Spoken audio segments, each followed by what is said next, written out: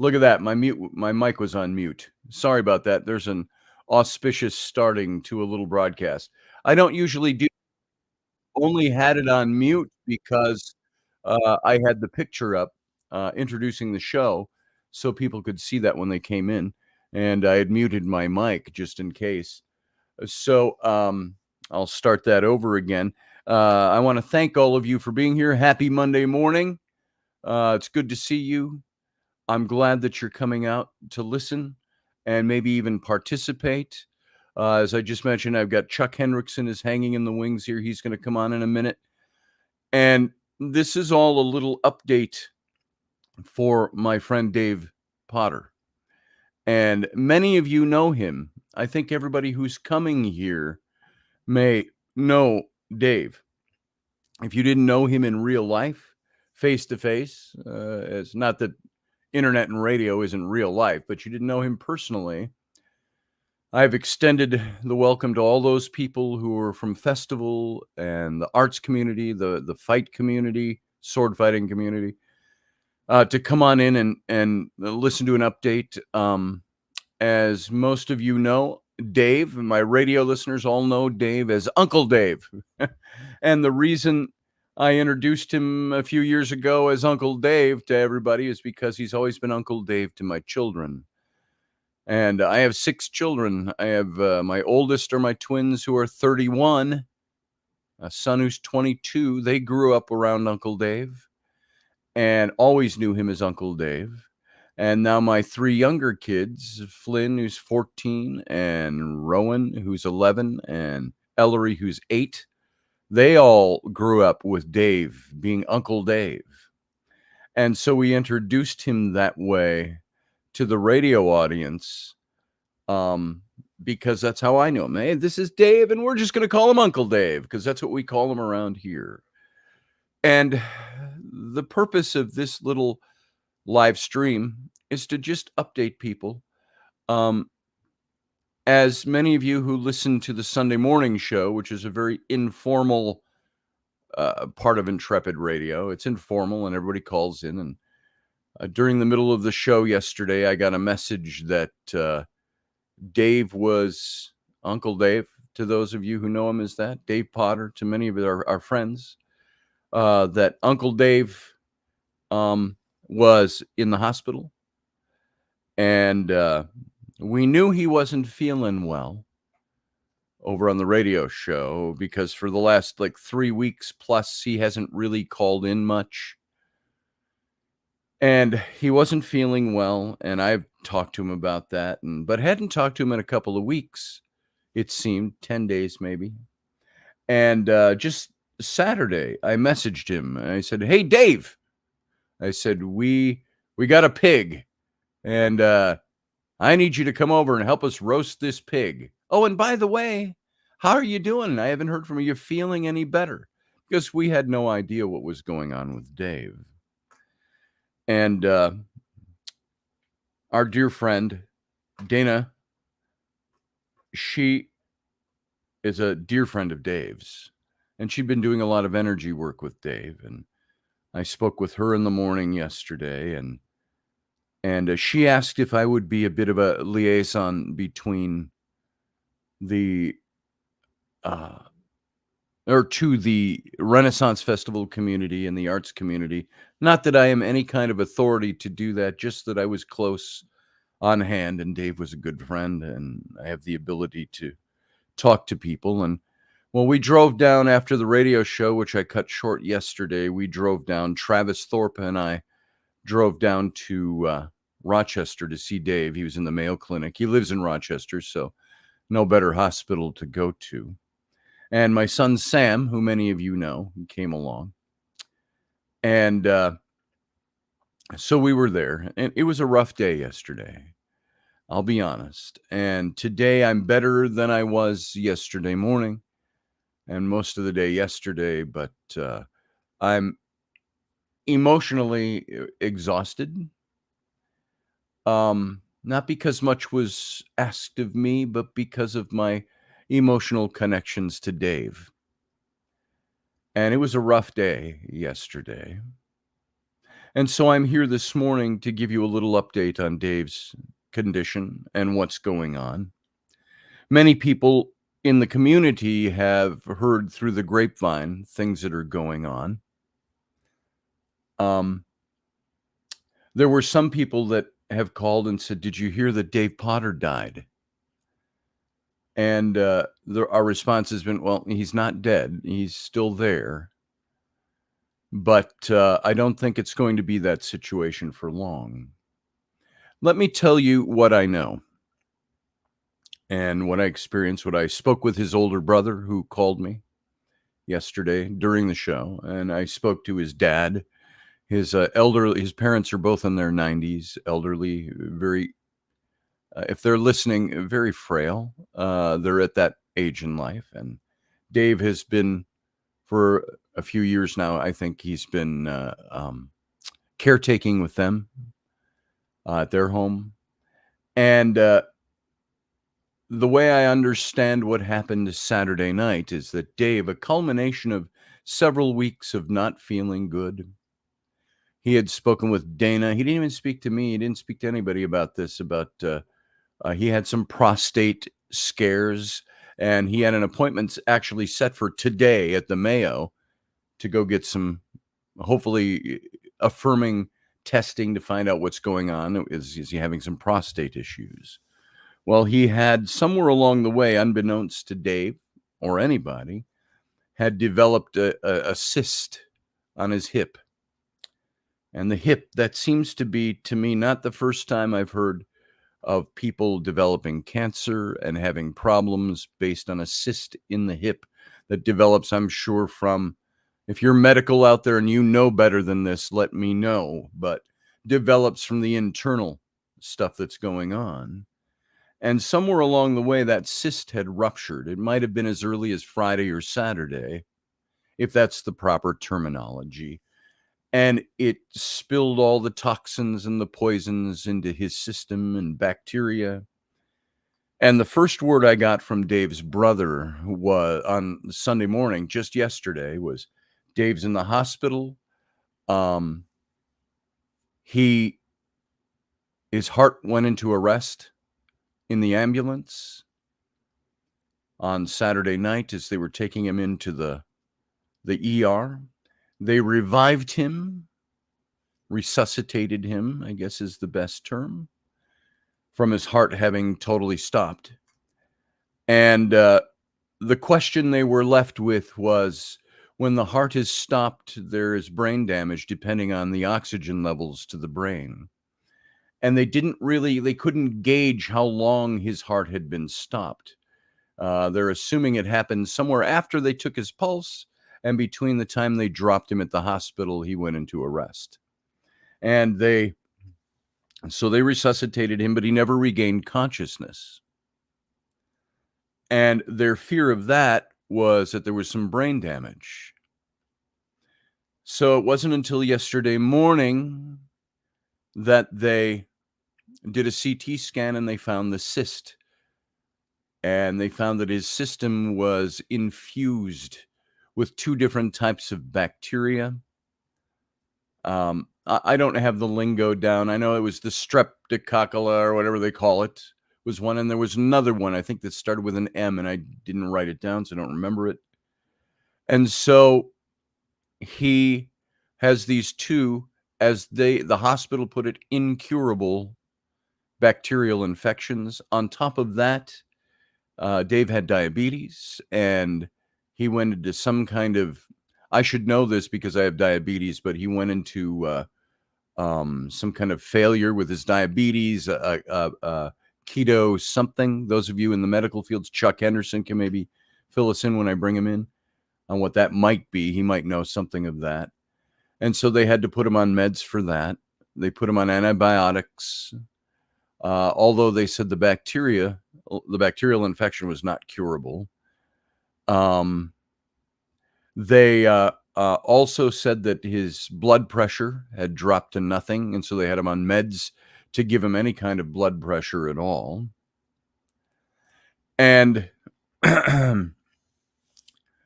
so when they resuscitated him, they also had to do the CPR, and they broke his ribs are all broken up from that.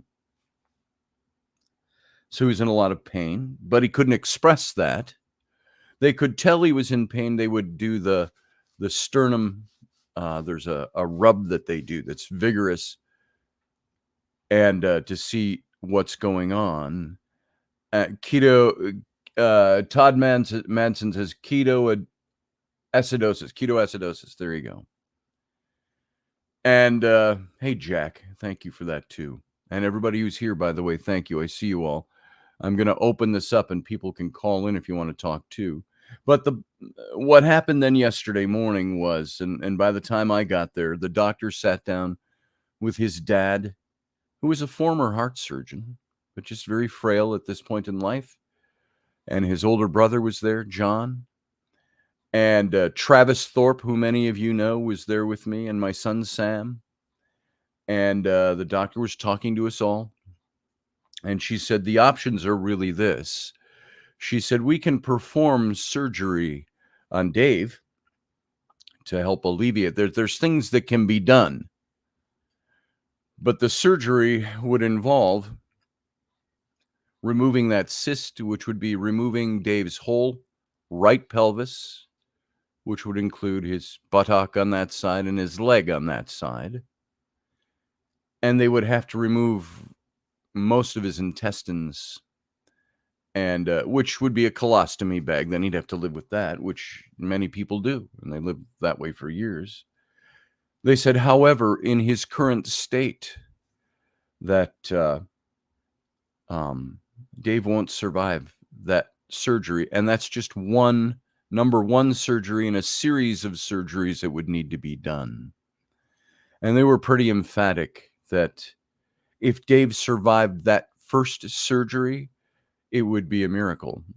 And then we don't know the extent of his brain damage, they said.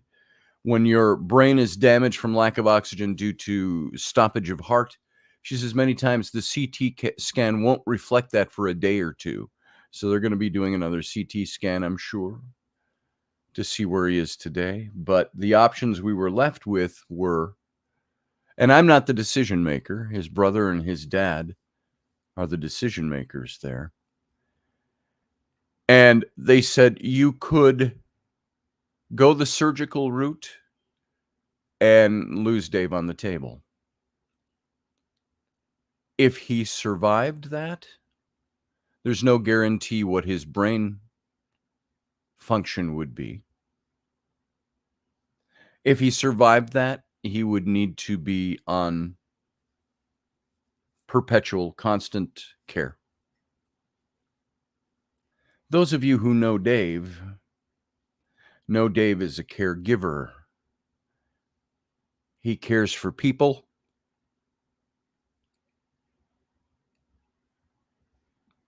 These are not things you always hear people talk about somebody posthumously who's passed on to say, oh, he was such a good person and such a wonderful caregiver and all of these things. And it always all sounds like that's a little overinflated, but we get where you're coming from.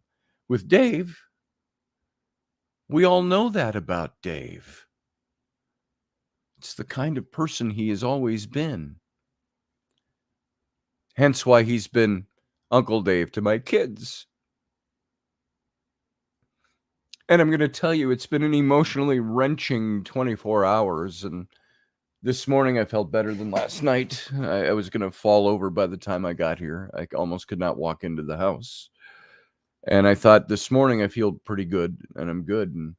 But I will ask your indulgence, your forgiveness ahead of time, that there are points in this that are very breaking for me.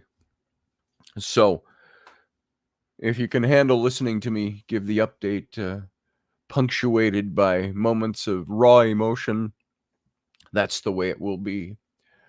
I was asked by Dana, many of you know Dana, through Festival and our communities. She asked if I could be kind of a point man on keeping people informed of what's going on, on this side with Dave, the spiritual side, and so on. I said, I'd gladly. And so yesterday, for those of you who reached out to me yesterday, I talked to some of you. Chuck is one. He's still waiting in the wings. And I talked to Wendy. I talked to many people who I see coming in and out. And many people toward the end of the day, I was like, I'm going to have to talk to you later. Forgive me. I got nothing left. And the people I did talk to, it was by rote, saying, well, here's what's happening, and here's this, and this, and this, and this. So and I'm going to be a little jumping around here. I'm sorry. I don't have this formatted or a script to go by. I'm giving it to you from the heart and the gut. And so yesterday, the choices were the surgery, which they pretty much guaranteed us he would not survive. And they said the other option is to pull him off the respirator and take him off the certain drugs that were helping his blood pressure and other things, and just put him on comfort meds, which is a very kind way of saying letting him go. And I just talked with his brother John 20 minutes before I came on air. And John said they all sat up last night talking about this. And his mom, of course, is the hardest one this is affecting. It's her baby boy. And,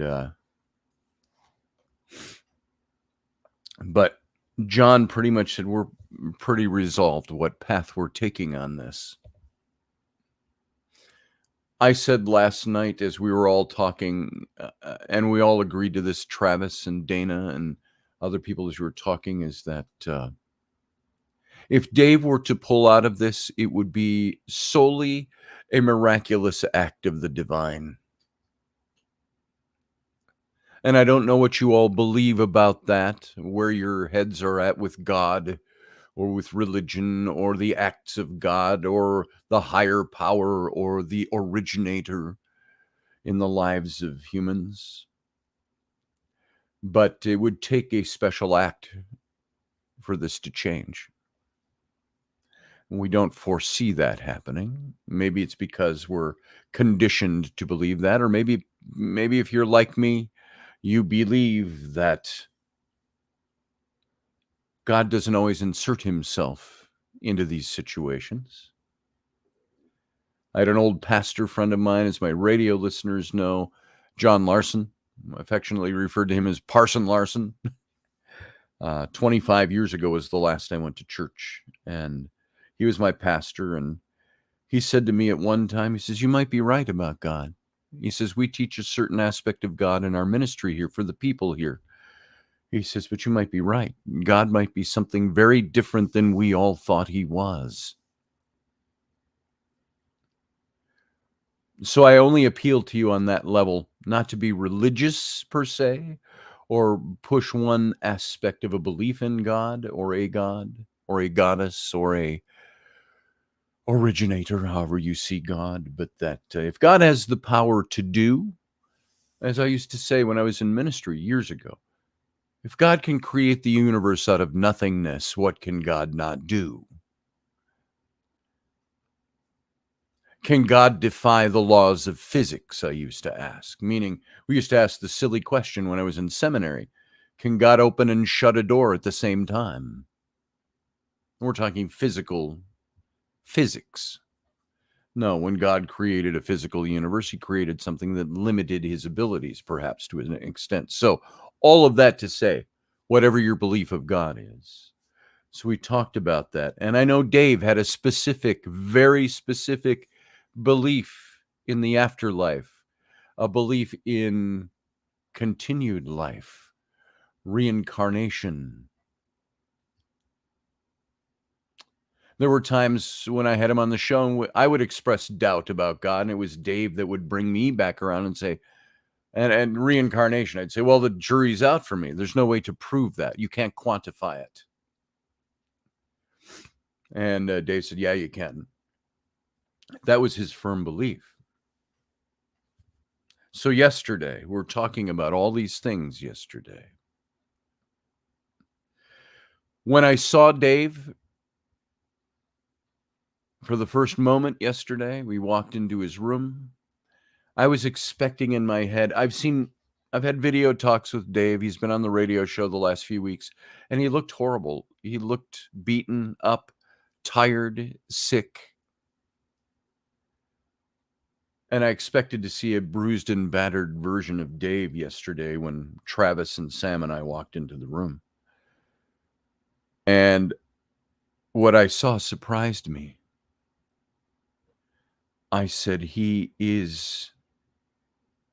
looks abysmally normal.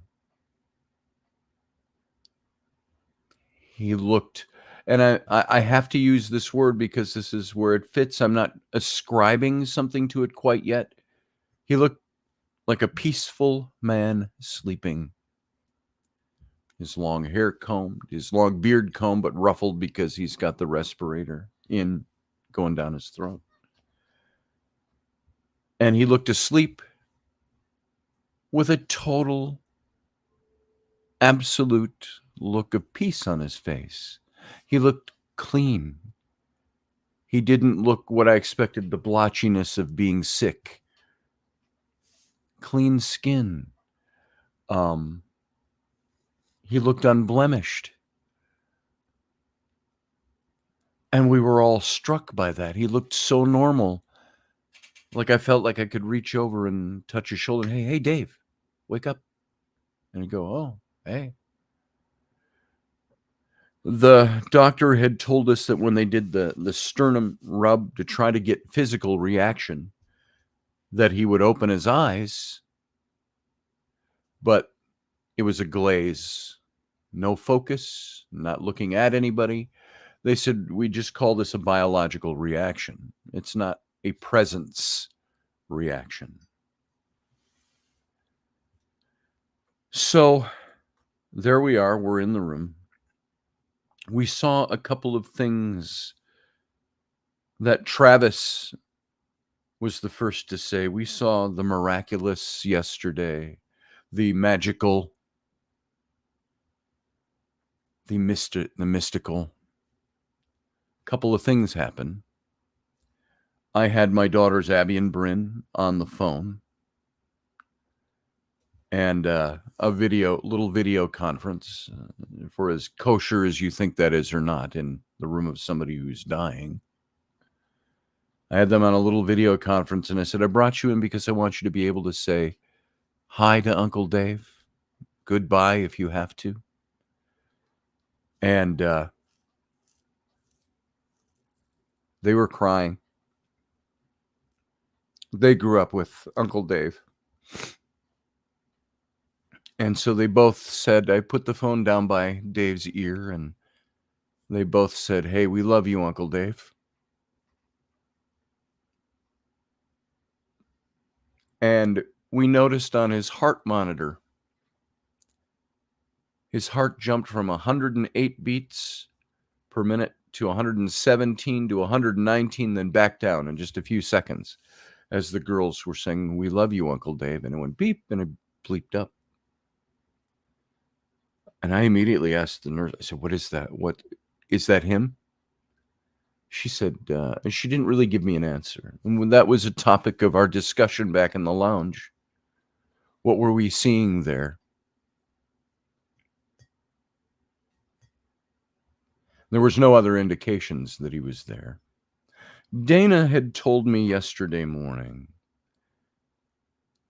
and you can do with this whatever you will, whatever your belief system dictates for you in your mind. But I know the universe is a much bigger place than we think it is. Dana said to me, and this might not be foreign information to many of you out there. She said, Dave is not in his body, but he's tethered to it. And he's waiting.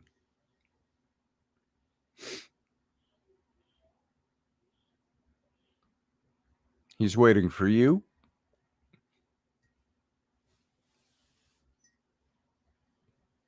He's waiting for everybody. And I said, well, we're coming to see him. This was yesterday morning. And she said, he already knows you're coming.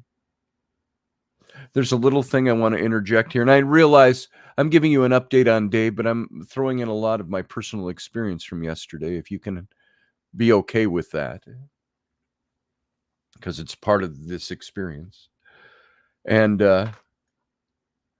Rainey wanted to come along, and she said, do you want me to come along? Because she knows and loves Dave. But we had so many things going on here, kids coming back from out of town with grandma and grandparents. So I said, why don't you stay? Come if you want, baby. I said, but stay if you don't. And so she said, she opted to stay, but she came out and ran out to me as we were leaving, and she put a little stone in my hand. She said, would you put this in Dave's hand if you get a chance? Doesn't have to stay there. Put it in his hand. Close his hand around it. I said, yeah, I'll do that. Well, much to my shame, my chagrin, I failed her on that. I totally forgot I had this rock in my pocket. And I felt so bad. When I got home, she said, and the emotion was so high yesterday, remember? And I mean, we're not all weeping and wailing and gnashing teeth or anything, but the emotion was so high. I didn't even think of it, and it's right there in my pocket. And Rainey asked me, she said, did you put the stone in Dave's hand? And I said, oh, baby, I forgot. She looked a little disappointed, and I handed it to her, and she said, do you have it? And I said, yeah. And she took it, and she walked out in the yard, and she threw it. And I thought she was upset with me. She wasn't. I said, tell me about that stone. What was important? And I knew what she was going to say. She said I had put some intention in that stone, expressing love for Dave and to go on and be at peace. And she said, that's what that was.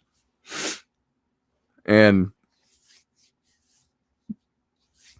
I felt very bad that I'd forgotten to put that in his hand. And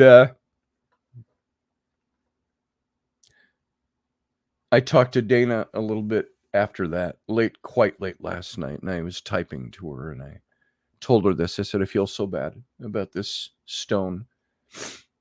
And she replied to me something that lightened my heart immediately. She said, Dave knows.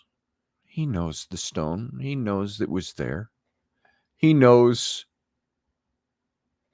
what her intent was. She said, don't worry about that. It's just a stone. He already knows. And so, getting back to the meat of the black and white of the reason for this is that the options are the surgery, which David will not, folks. Listen to me clear on this. I'm not the doctor, but he will not survive a surgery. That's a death sentence with a lot of anguish and pain and surgical procedures and all of that all around it, and he will not survive it. The doctor, they don't say that 100%, but they're pretty much, he's more than likely not going to live through that.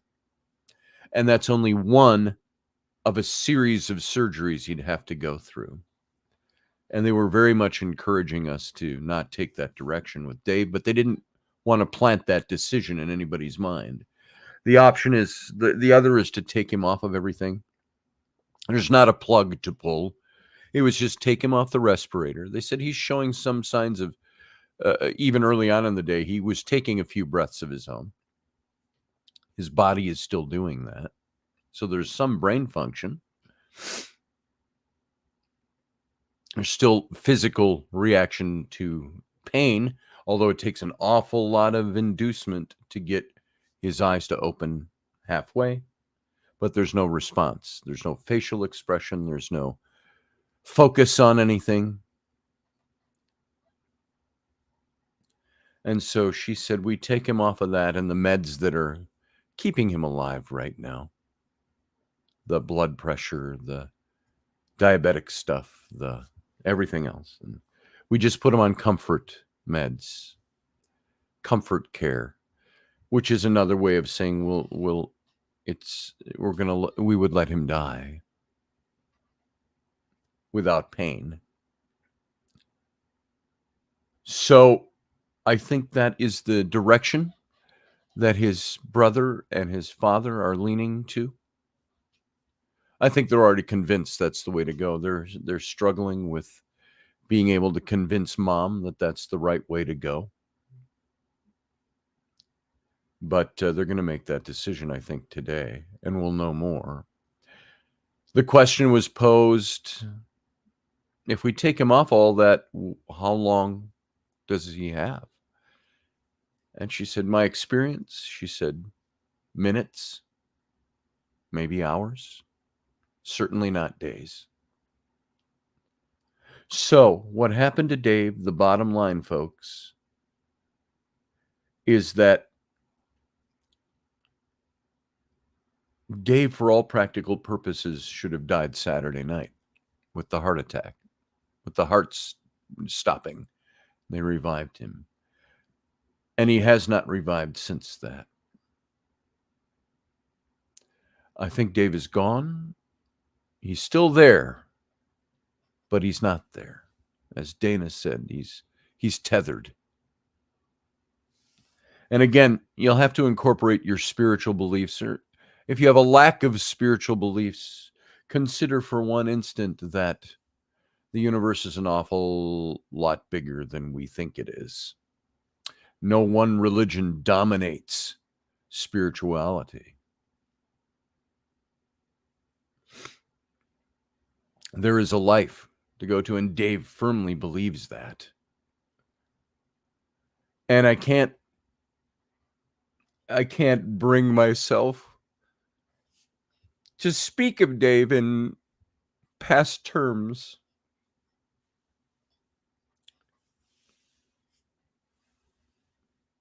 Not yet. We're all pretty shattered emotionally. And everybody who knew Dave had his haters. So do I. So does everybody. There's days you look up and you go, why does that person hate me? Whatever it is. They didn't like the way you didn't smile at them one day, or your politics, or your religion, or the books you read, or whatever. I called somebody yesterday that I haven't talked to in a few years, who had expressed not wanting to be my friend anymore over politics, and I didn't know that difference existed between us. And somebody said, did you call him? I said, no, but I've thought about it. And so I got on the phone and I called him up. He answered. I said, hey, this is Scotty. And I said, I wanted to call you, tell you about Dave. And he said, well, I heard something about it already through the lodge, through the Masons. And so we'd put the word out to them through Travis. And we had a kind, caring a conversation for a few minutes. And I wanted to prolong it for an old friendship, because that's what was in my heart. But I also didn't want to prolong it out of a weird respect for his desire to not have a friendship anymore. He seemed very open. He seemed very kind.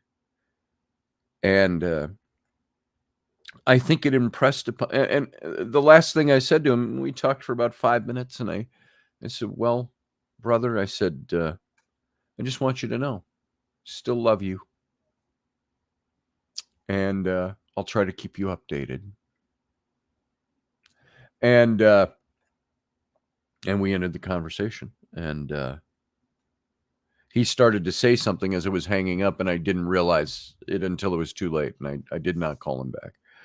But um, it impressed upon me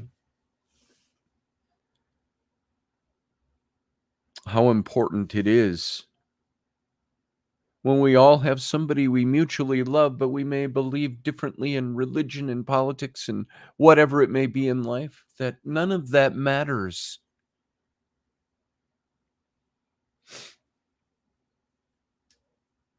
I had to go to the gas station this morning, about 20 minutes before this show, and I said to the clerk, who I see in there all the time, and I said, she said, "How are you today?" And I don't look myself. I'm pretty beat up looking emotionally, but I said, I said, "I'm okay, but," I said, "we're losing a friend of a long time, and you don't know me from Adam other than seeing me here at a cash register 2, 3 times a week." I said, "But," I said, "go hug the people you love and let them know while you can."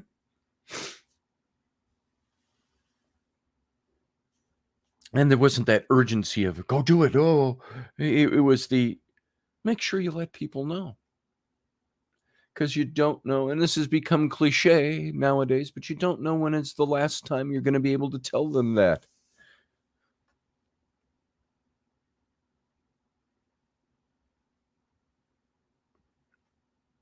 And so the bottom line, folks, is we're losing Dave.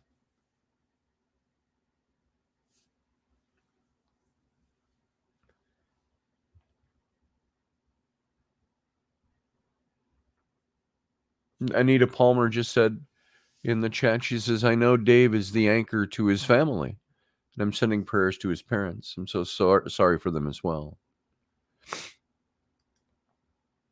So there's the story. I'm sure I'll have more come up to talk about, but I want to allow you all to call if you want to. I've got Chuck has been patiently sitting in the wings over here. He called before we even got started, really. And thank you, Chuck, for sitting and waiting. I'm just going to post this link. If you want to call in and express something about Dave, remember, he's still alive, technically. I don't think that will be for long on an official level.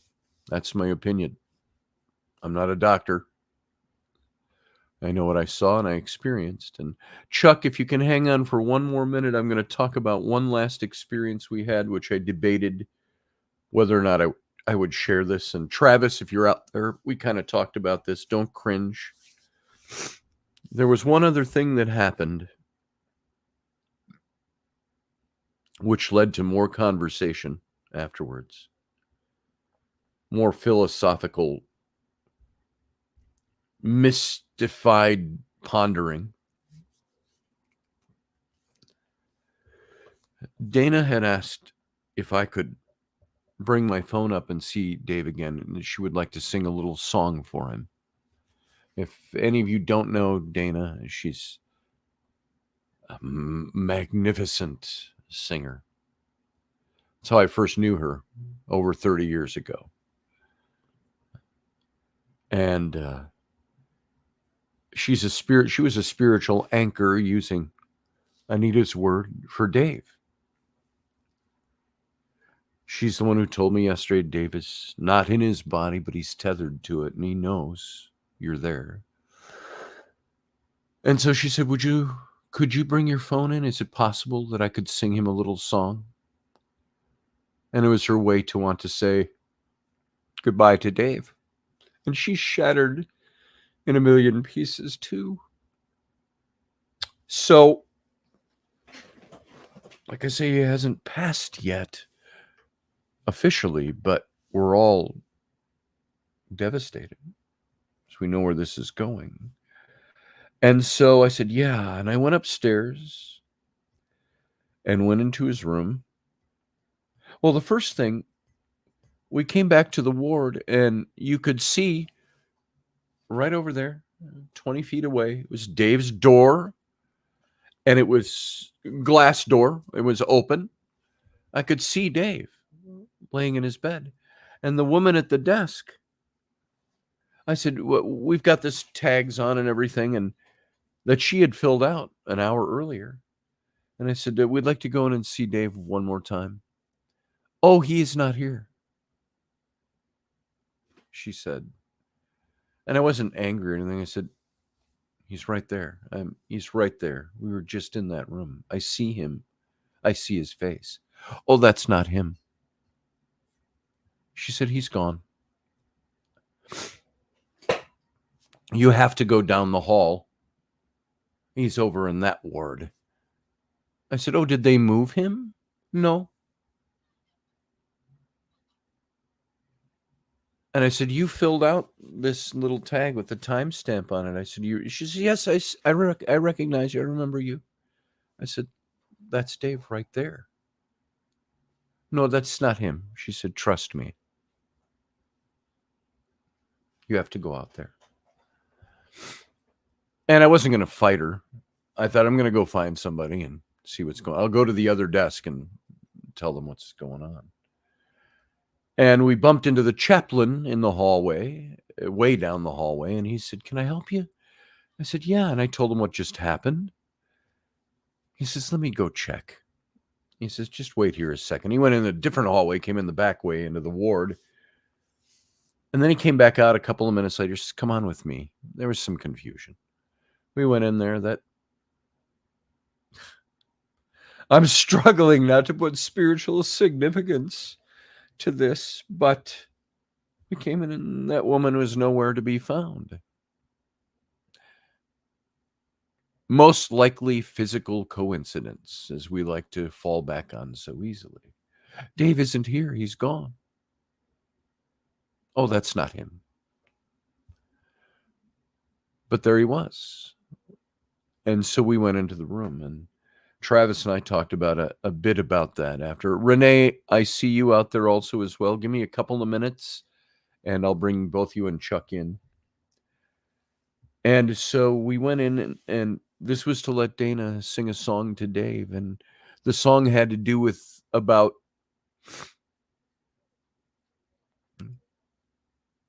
the door's open, Dave. You can go through that door. It's there for you. We're okay. We're here. We love you. You don't have to stay here anymore if you don't want to. And that's what the song was about. And she sang the song. And there was something that happened that we debated whether we're going to talk about it, because it seems. And Travis, if you're listening, forgive me. I'm just decided to go ahead and tell this. I think it will help people. As Dana is singing, the first movement we ever saw from Dave, and he starts convulsing on the bed 2 or 3 times while she's singing. And of course, your immediate uneducated response is he responding to the song? The nurse came around very quickly and stuck something down into the back of his mouth and said, "We just have to suction some stuff out. He might be aspirating phlegm or something, and we got to suction that out." "Okay," I said, and Dana's still singing. I've got the phone up by his ear, and we're watching the heart monitor. And a few seconds later, he does it again. A minute later, maybe he's not coughing. You don't hear him struggling to breathe. His chest is just going up, and then his eyes open.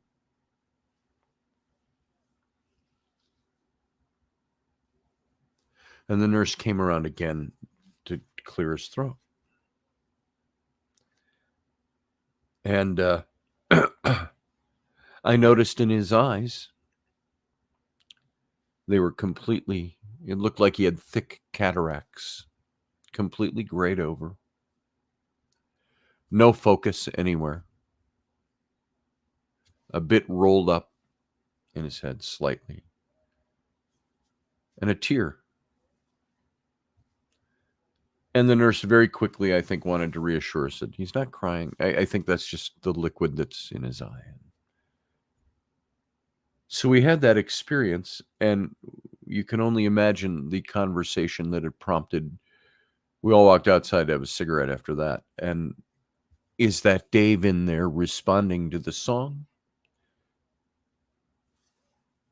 Dana quickly said on the phone, she said, that's David's soul responding, and the body has physical reaction.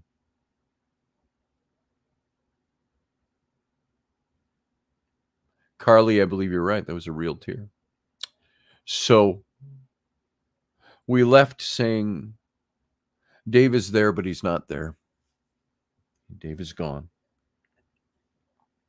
They have not declared him so. I think it's going to be only a short order when we'll hear that. He will not survive. Is pretty much what we were prepped to come home with yesterday. Let me go. Chuck's been sitting there forever. Renee, you're here too. I'm going to bring you both on right now. Here we've got Chuck Hendrickson, who is a good friend of mine. Renee, I never knew you personally really closely, but I know you. Thanks for being here. Renee, why don't you go ahead and state what's on your mind? How you're doing? I've got a little bit of sound stuff happening, so Sometimes it's the sound from your computer will pick up on the mic, and then it will create feedback. You can either turn your sound down enough so you can still hear it. That'll help. Or if you have, I'm just got to check this. No, I don't have to Do you check have that. 2 windows open? Yeah. Sometimes that causes it if you have 2 versions running. Yeah. My computer loves to do that. I don't have headphones, and there's a little Okay. bit of delay. So That's a little better now. I'll just say what I need to say. David, I can't use. David and I were going to make mead. Yeah. You know, we were going to turn into. Yeah. We're going to turn into these really fantastic late 20s, early 30s people, and we were going to make mead in my basement. Nice. And then we were Prohibition. Yeah, and then we were going to really work on modern urban Viking cooking together.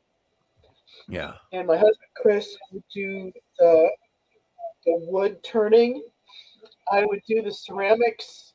He would do the clothes, and we would all just dominate in the kitchen. Yeah.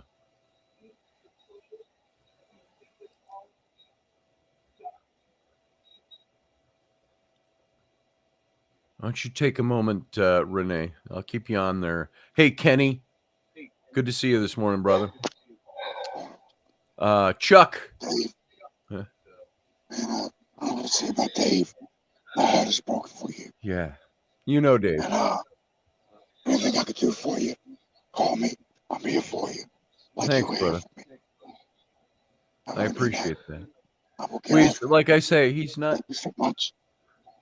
He's not gone yet. Oh, go ahead. I'm sorry. I want to say thank you about your love, brother. Be strong. Thanks, Kenny. Be strong. Thanks, brother. And like I say, he's not gone yet. We're not lamenting Dave, but we're prepping ourselves for the inevitable. So I appreciate that, Kenny. Kenny KB Ballos, folks. Chuck, how you doing? Can you hear me okay, Scotty? Yep. All right, good. I'm doing all right, as good as can be expected, you know. I mean, we've known Dave for probably 30 plus years. Yeah. Starting out at Fest, sword fighting with him, Same active, here. security, and he's always been there. He's a great Mason who's always strongly active with the community. He loved to do meals and put on shows, and that's going to be missed. He was a great man. He still is a great man. He's always going to be a great man. Yeah. Here or there, it doesn't matter. What he has done in his life is going to be what keeps him strong in the afters. And the Supreme Architect will keep him safe. So we'll go from there. I was just expressing to Dave's brother John this morning. We were talking and we got a little philosophical about what Dave believed. And I said, you know what Dave believed was unshakable. I tried at times because I disagreed with him on some things and very convinced of his afterlife, of God, and so on. And it's something that, as you know, those of you who listen to the radio show, I say when something pops into my mind, I think it's for a reason, so I got to talk about it. And he and I were talking, and as many of you know, I've been redoing this set of biblical trading cards, biblical heroes from 30 years ago. And I've been working on that, refurbishing that set with my old partners. And I'm going through the old art and the writing and touching everything up. And I'm reading through and I'm finding the way we wrote things seemed to be very, if you stepped out of the box for a second, all that biblical belief we had as Christians, it all sounded very much like a lot of other religions. If you could extricate yourself from what you were supposed to believe within the terms of that religion, it would look like another piece of religious mythology. And I said I had just redone the card on Elijah and Elisha, Old Testament prophet, how he was taken up in the fiery chariot. That's the reason that story stands out for a lot of people. Oh, I remember that from Sunday school or synagogue. And there's a thing in that story that said Elijah says to his the person that's going. I can't think of the. Why can't I think of the word? Not predecessor. The man who's going to take his place, who he's been training, and he said, "Why don't you stay here? I've got to go on to this little town by myself." And Elisha said, "Oh no." Elisha was kind of clued in. Something's happening. I'm going to lose my friend and my mentor. And he says, "No, I will not part ways with you. I will go with you. Can't make me stay here." Elijah's like, "Okay, suit yourself. Come on." And they walk to the next town and they spend a little time there. And then Elijah says, "All right, now I've got to go on to this place. You need to stay here." Elijah said, "No, I will not let you go on without me." Okay, they move on. And this happens 3 or 4 times in the story. And then finally it culminates in the scene where they're walking along, a great whirlwind hits, and a fiery chariot and horses appear out of the sky, separate Elijah from Elisha, scoops up Elijah, and Elijah drops his mantle. It's that long, like a long scarf robe that you would wrap around, and it was a symbol of his authority. He drops that, and Elisha takes it. Poof, he's gone. I said, now there's a lot of parallels that don't match what's going on here with Dave, but there's many of us who are saying, "I won't leave you. Don't you go without me." And that fiery chariot's, if it's not already been there, it's coming. Whatever form that takes for Dave. Was he, oh God, I do not want to do this, but I'm going to say it. The woman who told me, "That's not Dave, he's gone. He's in that other ward." And then she was nowhere to be found. Had Dave already left and he's over there in that ward visiting? I don't know. I don't want to over wooify something, but so there's that. Renee, how you doing? I know you had to struggle a little bit there. I'm okay. Good. Dave and I have been friends for That's got to be more than 30 years. Yeah. We met at Scottish reenactment group, Clantartan. Yes. I remember Oh my Clan God, Tartan that days. was That's where I met so you. long ago. And that's where I met you as well, Scotty. Yes. And having With my brogue and my kilt about my knee. having the really really fun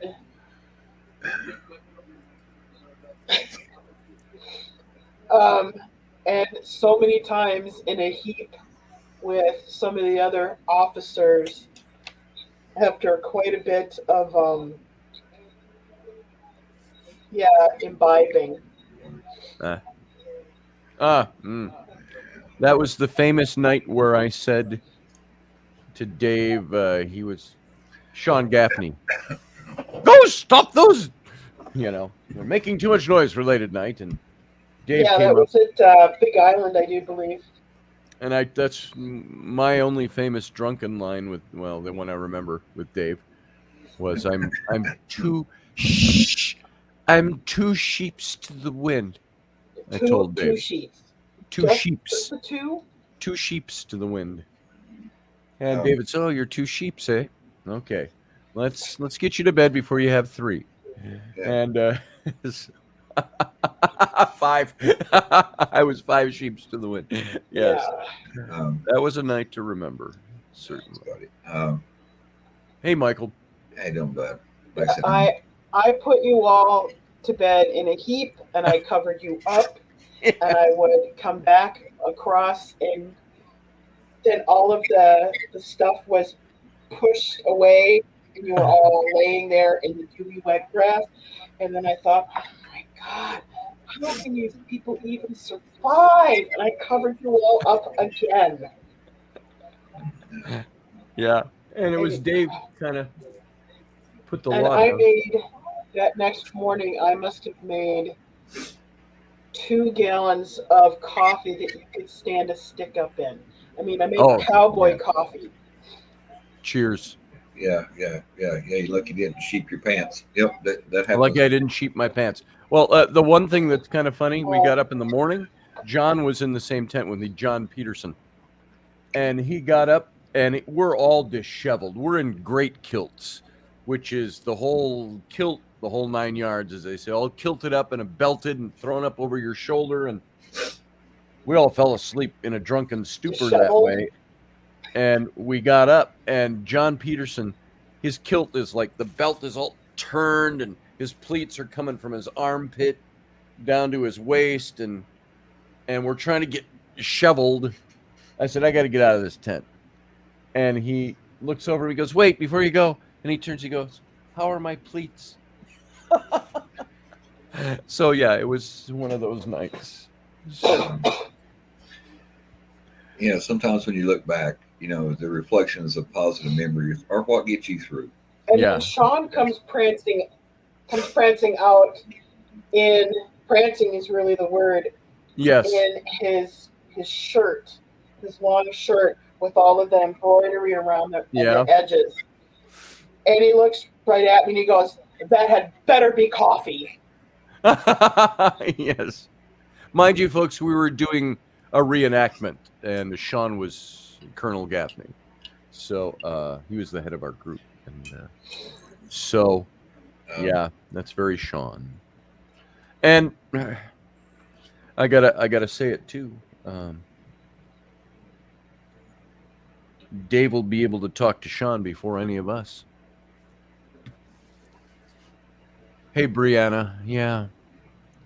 So, like I say, just to reaffirm for those popping in, Dave is still here, but he's not here.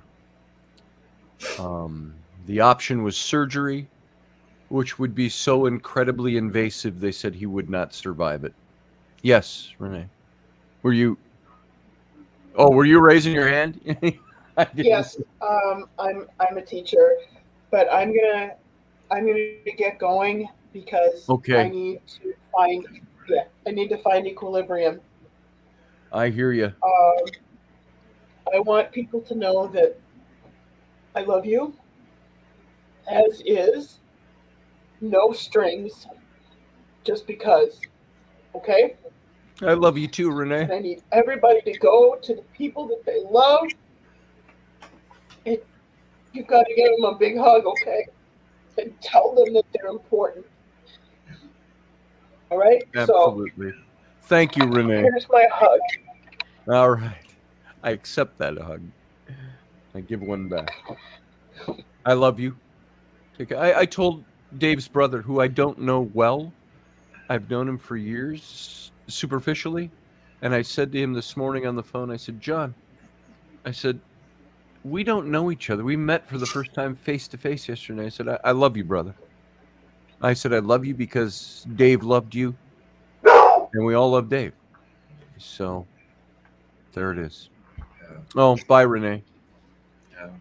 So I saw a couple of things here I wanted to comment on. I saw Admiral Meredith here, James Mellon.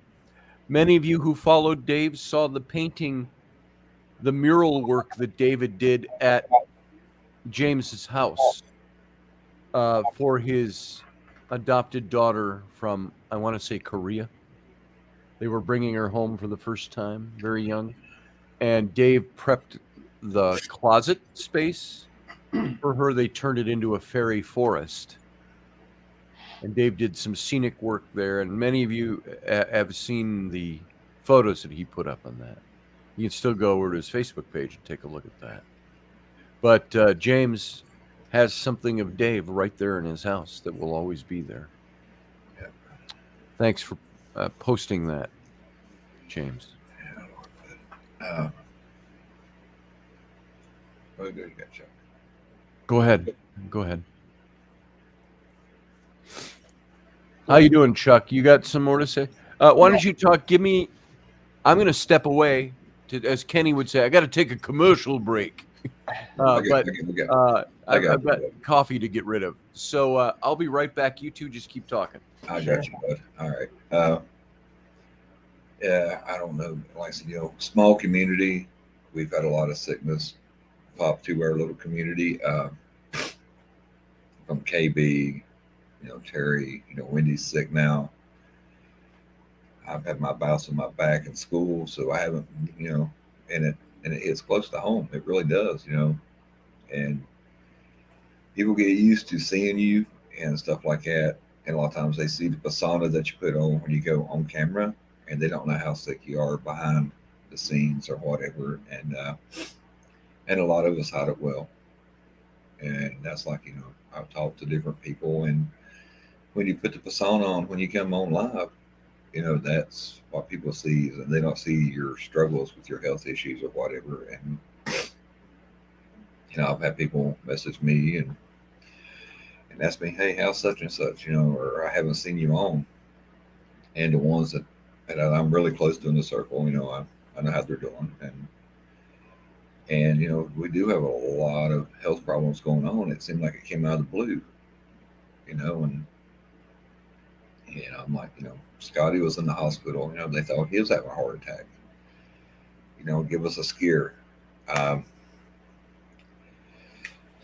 KB, we got good news from KB. I'm glad to see him on this morning. I got up after a late night of paperwork, and KB's still plugging along. But I haven't seen Uncle Dave on in a while, and I never dreamed that he was that sick. I didn't know he was either. And it's like, like I said, when you come on, you hide it well. You want to put your best, face forward or whatever. And it's kind of funny. I was on with Scotty one morning on Coffee and KB, and Wendy was on the phone with me, and he said, well, tell her to come on. She said, I can't. I'm naked. And what she meant was she did not have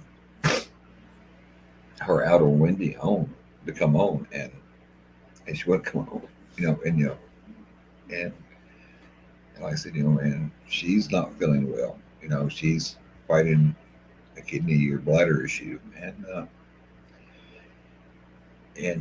Henry, even Henry, the little basset hound, he's been sick, and thank everybody, that give for Henry. It's like I said, it's been a trying couple months for our little community that comes on that does the YouTube or podcasting or well now Scotty Roberts Patreon. I don't know what the link is, but trying to grow that for him. And I know Wendy has been so down that they haven't been able to do Robertson or Wicked Women, and I know she likes doing both of them, but it's been where her health won't let her do it. Like I said, like I said, it's been a trying time for our little community, and I can tell how hard it's hitting Scotty. Because, like I said, sitting here hearing the stories, they go back a long, long way, and it's hard. And the older I get, it reminds me of something a lady told me one time. She said, "The older you get, more people dead than you do alive." And I thought that's kind of dark, that's kind of insensitive. But the older I get, the more I realize that it's true. She's not, she just wasn't saying that for shock effect or whatever. Okay, and but no, it's It is. Well, I don't know how much you heard of that, Scotty. If you not much. not much, but no, that's what I said. Yeah, it's like I was telling them. In our little community that goes around, we've had a lot of people sick. A lot of people sick. And I said, like I said, KB, Uncle Terry Pitts, had surgery yesterday. You know what I'm saying? And it's like, our little group needs a break. We really, really need a break. It's Yeah. and I'm like, wow, it's like one, she's at the doctor this morning trying to get sorted, and Yeah. So, I just want to tell everybody, I'll post it one more time. If you want to call in and express some things about Dave, send some messages to him. yeah. There it is. Like I said, and that's like I was telling Chuck and everybody, when you come on, you put your best face forward, and a lot of times people don't know how sick you are. Yeah. Behind the scenes, Right. I was speaking to Wendy this morning, and Hey, Brianna. And she asked me if I'm going to come on. I said, yeah. I said, let me go brush my hair and get more coffee in me to get woke up because I had a late night last night. By the way, excuse me, let me interrupt. Brianna, I'd have called you and John yesterday. Yesterday was from the moment I was doing the show and found out until I got home quite late last night. It was one end to the other. I did not exclude calling you. I called a few people at the beginning that were very close to Dave. Oh. And the rest was just spreading word out there. And so I wanted to call you directly, you guys, because you knew Dave. So. Right. Be back in 2 minutes, bud. All right. Carlene, how you doing this morning? I'm doing okay. I'm like I said, I didn't know Dave long. I met him through KB's Coffee, Sure. Mike considers our little group, and I don't care if you've been on probably 100 years or a few months. My heart is breaking. Yeah. I was glad that you messaged me last night. I appreciated that. Sorry, it's just this is one thing I don't do well with. But I wanted to let you know, we may be several miles apart, hundreds of miles apart. But if you need anything, please feel free to reach out. Thank you. And Brianna, I'll give you a call a little later. We're around. My husband's around. My husband's more on the phone at night than I am, but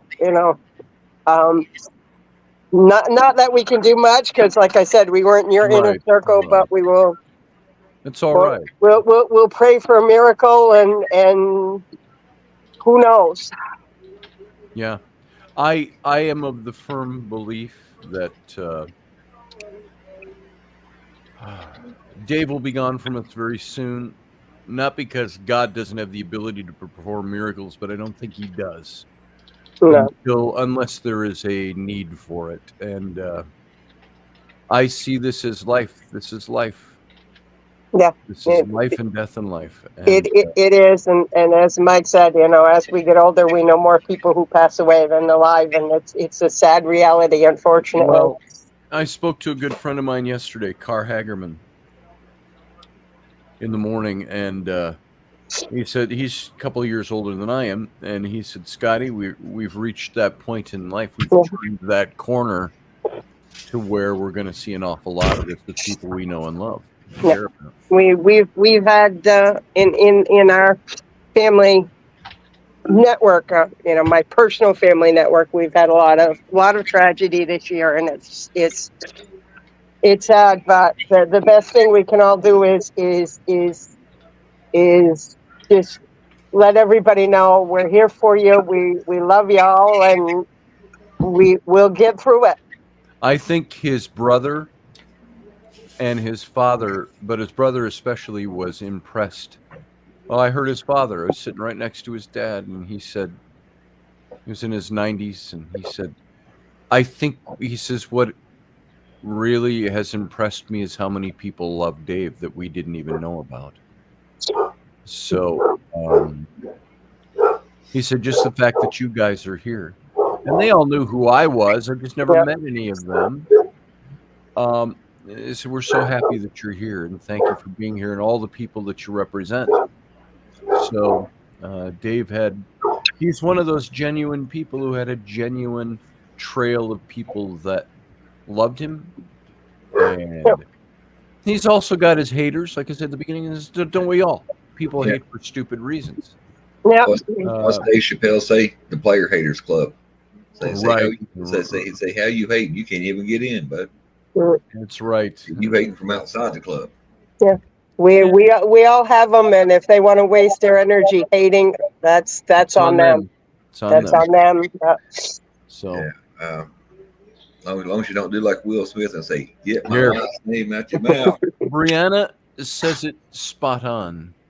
Yeah. Uncle Dave is the kindest hearted man ever. And this is something she's only known him for a few years.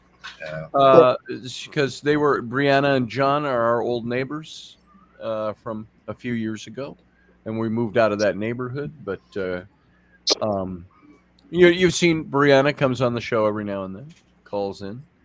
And they met Dave through us. And this is her opinion of him. He's the kindest man ever. And that's what everybody knows about Dave. Dave is something. I wasn't going to go to the hospital yesterday. It's an hour and a half drive, and it's I don't do well in those situations. And I always said, if you get me to the funeral home or a hospital for somebody, I must really give a damn. Yeah. Yeah. And I'm like, it's not going to change anything if I go or not. And it was Travis that told me, we were talking on the phone. He says, I'm going to come and get you. He says, remember Dave when he was alive? He said he was talking about his Masonic brothers, but he meant this broader than that. He said, if one of our brothers is in pain or in the hospital, laying in a hospital bed, he says, you damn well get your butts over there, no matter what you feel, and you see them. No matter what state they're in, you see them. Yep. But he would be the first person that says, oh, don't waste your time on me. That's genuinely how Dave is. Yes, he was. You know Um, what I love about Dave so much, Scotty? You mentioned earlier that you had a friend long ago that you lost because of political differences. yeah. Dave isn't that kind of person. No. I had many differences with Dave, many heated arguments with Dave over the years, and that never ever mattered. Never. The next morning, it was still a hearty handshake and a hug and a good morning.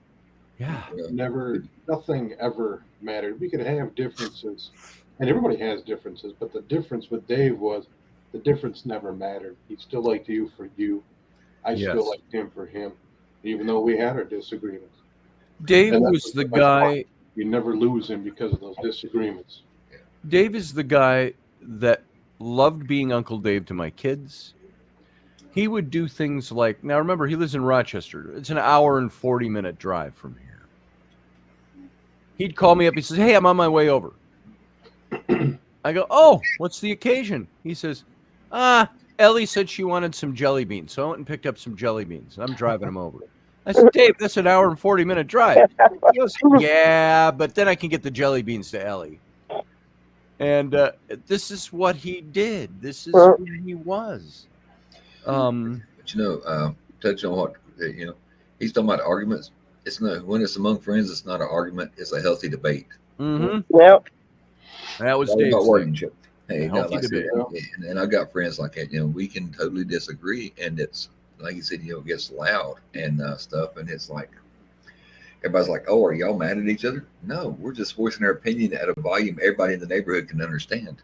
That's right. We're having a discussion. Grumpy just put it very keenly. He said, I've known Dave here in this show. At first, I thought he was just a know-it-all, or as some people said, a blowhard. He knows everything, doesn't he? And he says, but he knew a lot.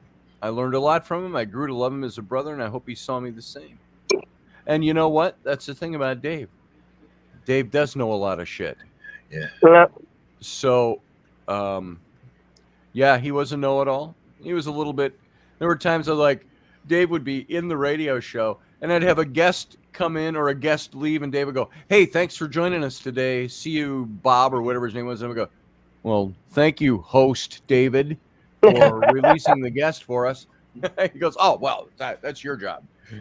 So yeah, he's a takeover kind of guy, but that's the way Dave always was. Hey, Truly, Helen Moody said, truly a great master teacher, and that's Yeah. very true and about it's, Dave. I guess one thing sticks out in my mind is the day he woke up with his beard and hair braided, and I Yeah. thought he must have done it at night. And you questioned me. Oh, do you like the guys with beard? Well, I'm not a big beard person, but I have to say his was pretty cool. He kept it nice. He kept Well, I it neat. think my exact words to Dave were, "You look like kind of a sexy pirate today." And I think it was. And then you asked me, "What do you think?" And I'm like, he "Well, said, why, thank you very much, Ar." So, yeah. James says, Dave's capacity for giving of himself always seemed boundless to me. yeah, It's true. I know maybe this all seems premature to people because Dave is still here. It's not going to be for long, but this is we're going to be planning I say we. I don't know that I'll be on the inside track of planning this, but I know Travis and Christopher from the lodge were saying, look, the lodge will help with a memorial service for Dave, a celebration of life. I think they're thinking they're going to have to do it down in Rochester, folks, which is only an hour and a half drive from the cities. Yeah. It's not that bad. You can drive an hour and a half going from St. Paul to Plymouth in bad traffic. So it's an hour and a half, but they think there's no way they're going to be able to get his parents up here. They're too frail, I think, to make that trip. yeah. So we probably do it there. I think is going to be we don't know for sure yet. It's the talk, but it's already being talked about and planned, and everybody will have their opportunity to come and celebrate Dave and talk about Dave. And we may even do a live stream from there, so people who can't make it can say things. But man, I don't even want to think about that, but it's there. It's on top of us right now. Yeah. So thanks, Chad. So many comments in here, and I didn't see you all make your comments. I'm sorry about that. I didn't see everybody. Hey, Beth Kirkham. Yeah, it's Dave is not gone yet, but he's not here. I think that's in short order. If Dave survives, Yeah. When they unplug everything, that would be the miracle. Yeah. And right now, he can't do the surgery. The surgery will kill him. And there's not much left to do. So that's why I'm giving this update, because I was kind of placed as the person who would keep the community apprised of what's happening. And I had all day yesterday. It was so wrenching emotionally yesterday. All I have to do is say those words and it resurfaces. That I could feel it. I could feel it in my face. I could feel that my face was emotionally strained. I don't get headaches. I had a headache on the drive down to the hospital from that, and all day. I pretty much held it together at the hospital, because you have to and you want to, and but I had and Chuck, you were one of them. I got a lot of calls from people and messages, and I said, "Let me just call you and let's talk." And I got to the point yesterday where when I would talk to people, and forgive me for this, Chuck, I had a rote message down because I'd said it 30 times already, well, here's what's going on, and here's this, and here's this, and here's this. And I'll talk to you a little more later.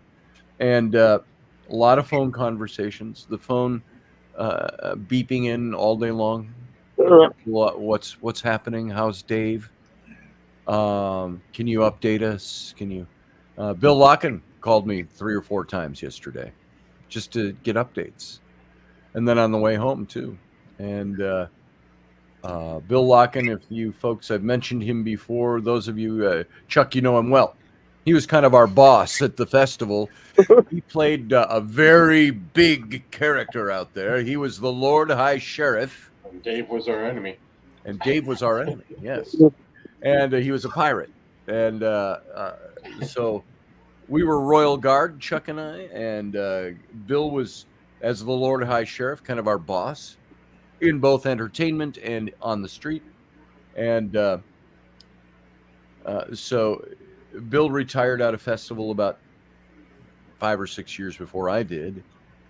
And he's maybe 10 years older than I am, but very close. He and Dave were very close. They were fight buddies and partners and trainers, sword fighting and stuff like that. And, it was Bill and Dave who, in the book I did, The Rollicking Adventures of Tam O'Hare, the rabbits and all of that, and set in the 1500s, and there was this big sword fight scene in the book, and they both helped me choreograph that scene. In order to write it properly, I could envision it in my head, but I wanted the terminology to go along with the choreography and so on. So they both at separate times choreographed that fight scene with me, and we acted it out: the thrust, the parry, the moulinet, the punto reverso, the whatever. And we worked that all out so I could write it properly. And so Dave and Bill go way back, before me even, and Dave. So a lot of people yesterday to communicate with, and I felt so bad I couldn't. Some people I just said, I can't talk right now. I'll have to let you know later.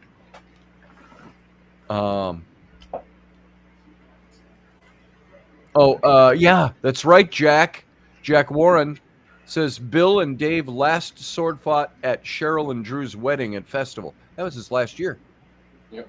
They both are retired out, but they come back. Here's Dave with his long white beard, and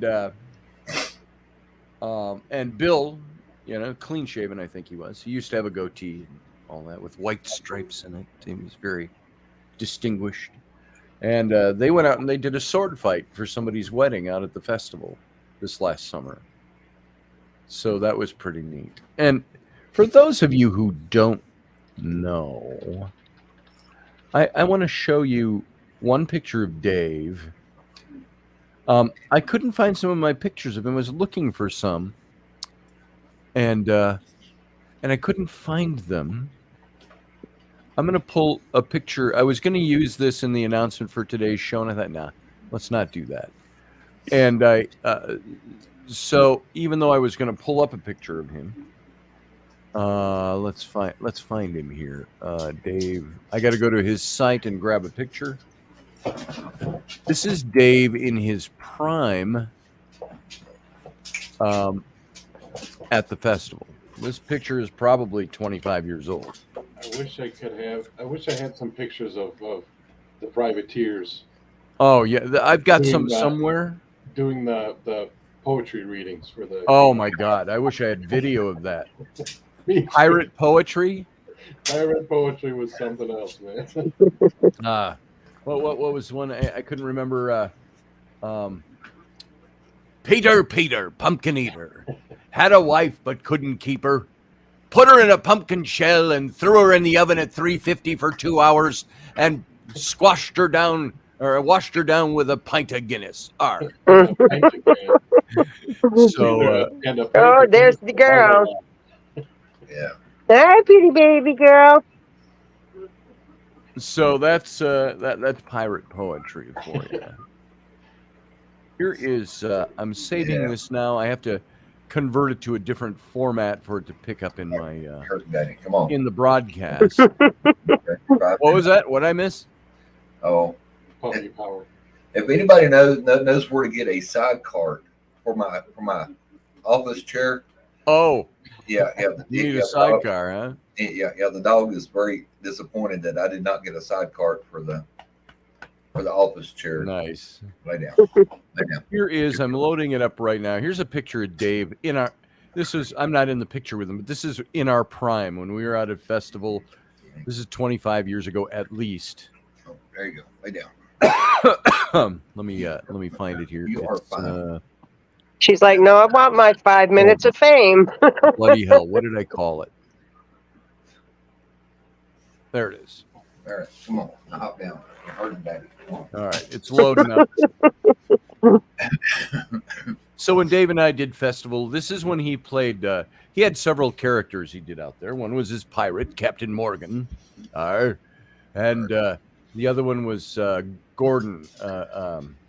He played a lord. And this is one of those pictures. Here he is. So there's Dave many years ago back at the festival in his finery. This is the era we speak of when we speak of festival. And before he grew his beard out. Oh yeah, he just did that in the last couple of years. So, oh, okay. Dapper, says Ryan Gale. Hey Ryan, you've got that video, Jack? I would love to see that. If you can find that, I would love to play that on one of the radio shows, some of the pirate poetry. So if you can find that. God, I would love it. Please let me know. That would be amazing. Chuck would love to see that too. Yeah. So anyway, I see we've dropped from, close to 50 listeners to close to 25, half of that. And so I don't want to belabor, and I want to give everybody a chance who wants to come in and speak and say something. But as I will say, here, Goddess Justice, this is my friend. She says, this is a very difficult time, but I'm so pleased to see you all loving and supporting each other. It seems to me from an outside perspective, who only knew Dave from your radio show, that this is. Yeah. Mir, that's exactly, a lot of people knew Dave from the radio show. So, yeah. Okay, I'm going to back out, Scotty. Right, but as I said, reach out. We're thinking of you. We have you in our thoughts and prayers. And thank you. I'm okay. I'm more. I'm concerned with if you have any prayers to give them up for Dave's parents. Yep. That's we'll add them also. I mean, it's going to be a difficult time for you with your children and family also. And yeah, I will say this: I got home last night at about 11 o'clock, and Rainey and the kids were all out in the garage. The garage door open as we pulled in with the big screens to keep the bugs out. kids were running around still at 11 o'clock waiting for Dad to get home, and Yeah. hadn't really had much chance to talk to anybody except Flynn, who I think didn't quite know how to react to all this. Very quiet about it. And then Rowan came out, my 11-year-old girl, who, longing to be 27, hopping and skipping and being sassy, sassafras little Yep, 11-year-old. I could see that with that purple hair. Just going into puberty, Yep. just starting and jumping around. And then once Travis left and we were standing in the garage, Rainey and I, she came back out in the garage and she just put her arms around Rainey and was crying. Yep. And Rainey just hugged her, and I didn't ask her what was wrong. I knew, Yep. and I gave her a big hug, and she cried for a little bit. Yeah. And because this is Uncle Dave. Yeah. So, Yeah. Carlene, thanks for So coming. yes, yeah, like I said, reach out anytime, day or night. One of us, Sure appreciate one it. of us will wake up and answer because I can always hear his phone when it goes off. There you go. Okay. All right. Like I said, if We'll see you later. We'll check on you. I get messages random from her. She's like, "Haven't seen you on. How you doing?" Yeah, I'll tell them Carlene has a big heart. James said, one night when Dave was living at my house in Minneapolis, I went to bed early because I had to get to festival the next day, and overnight he created a new leather doublet and pant for me for the festival. That's what Dave did. Hey, I made this costume for you because I thought you could use it. Yeah. Dave was the one I've shown you the Tam O'Hare leather masks that he made. We were doing that on stage at the children's stage in 2007. I had already retired out of fair, and Dave knew I was doing this, and I asked him to do the sword fight scene on stage as I read it from the book. And he came over and he had these leather masks he made. And they're sitting right there. Hang on. I'm going to grab these. Guys, there might be one or both of them here. I don't know what. Oh no. I think it's just the one. I always need a leather mask. No, they're both here. All right. So Dave came over one day, a week before that show, and he had made these masks. He did Tam O'Hare, the rabbit. Now it looks kind of creepy when you see it this way, but that's Tam O'Hare, and it went on the eye sockets or eye holes were the nostrils down here. And so he and Wayne Grimmer did Tam, and then of course Dave had his hat on. This is the rabbit, and he had this mask on. Dave did the leather work. You can see his drawings on the inside, and he did all the leather work. And then I took him and I painted him on top of the leather.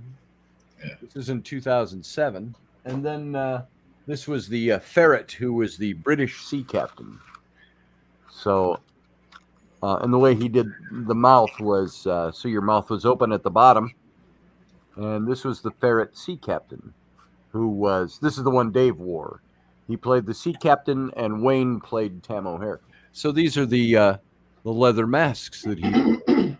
All I did was paint him. Dave made him. And he just surprised me with them. He just came over and he said, hey, I got something for you. And he showed me these masks. I said, you got to be kidding me. So, Is Eric Nelson?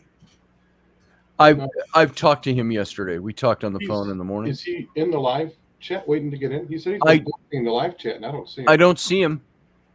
He's not in the. I don't see him out here waiting in the wings. Eric, if you're out there and you're trying to get in, do you have the link to get in? I'm going to copy this link and paste it into the chat room again. Yeah, Take a few seconds to propagate over. There it is. Eric was another one of the pirates out there with Dave. And he was also a big part of our Highland Regiment. Yeah. With I'll Dave. send it to him too, just in case he doesn't. Okay.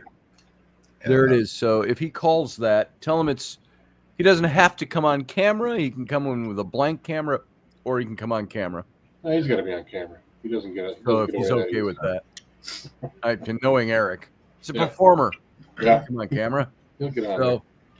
So Yesterday I'd slept in and I thought, we're a year and a half behind. I'm thinking, I'll give Scotty an hour. He'll get everything revved up, then I'll jump on. And I got on and you're signing off. So I called Wendy and she said, did you see the last of Scotty's show? And I was like, No, why? So most time he's on for a couple of hours. I figure I could sleep in. I still have an hour to come on with him, and I went back and watched it. And she told me Uncle Dave was really sick, and I'm like, wow. And I know you talked to her, and she kept me updated because I figured he was getting inundated with calls. You know what I'm saying?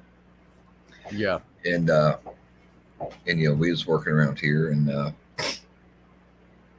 so yeah, like I said, I was.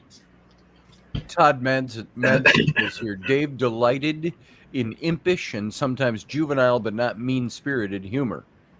I remember when he kept having James Mellon's Alexa play "You Can't Roller Skate in a Buffalo Herd." Yeah.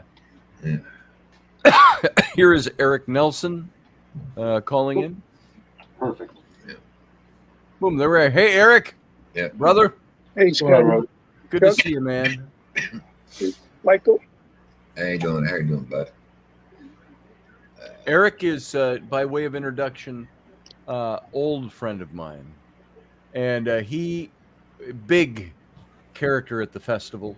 Several characters actually, but primarily he played a pirate out there. He did the pirate poetry with Dave. Dave was part of the pirates with him. Eric was also one of the founding members of the 42nd Royal Highlanders.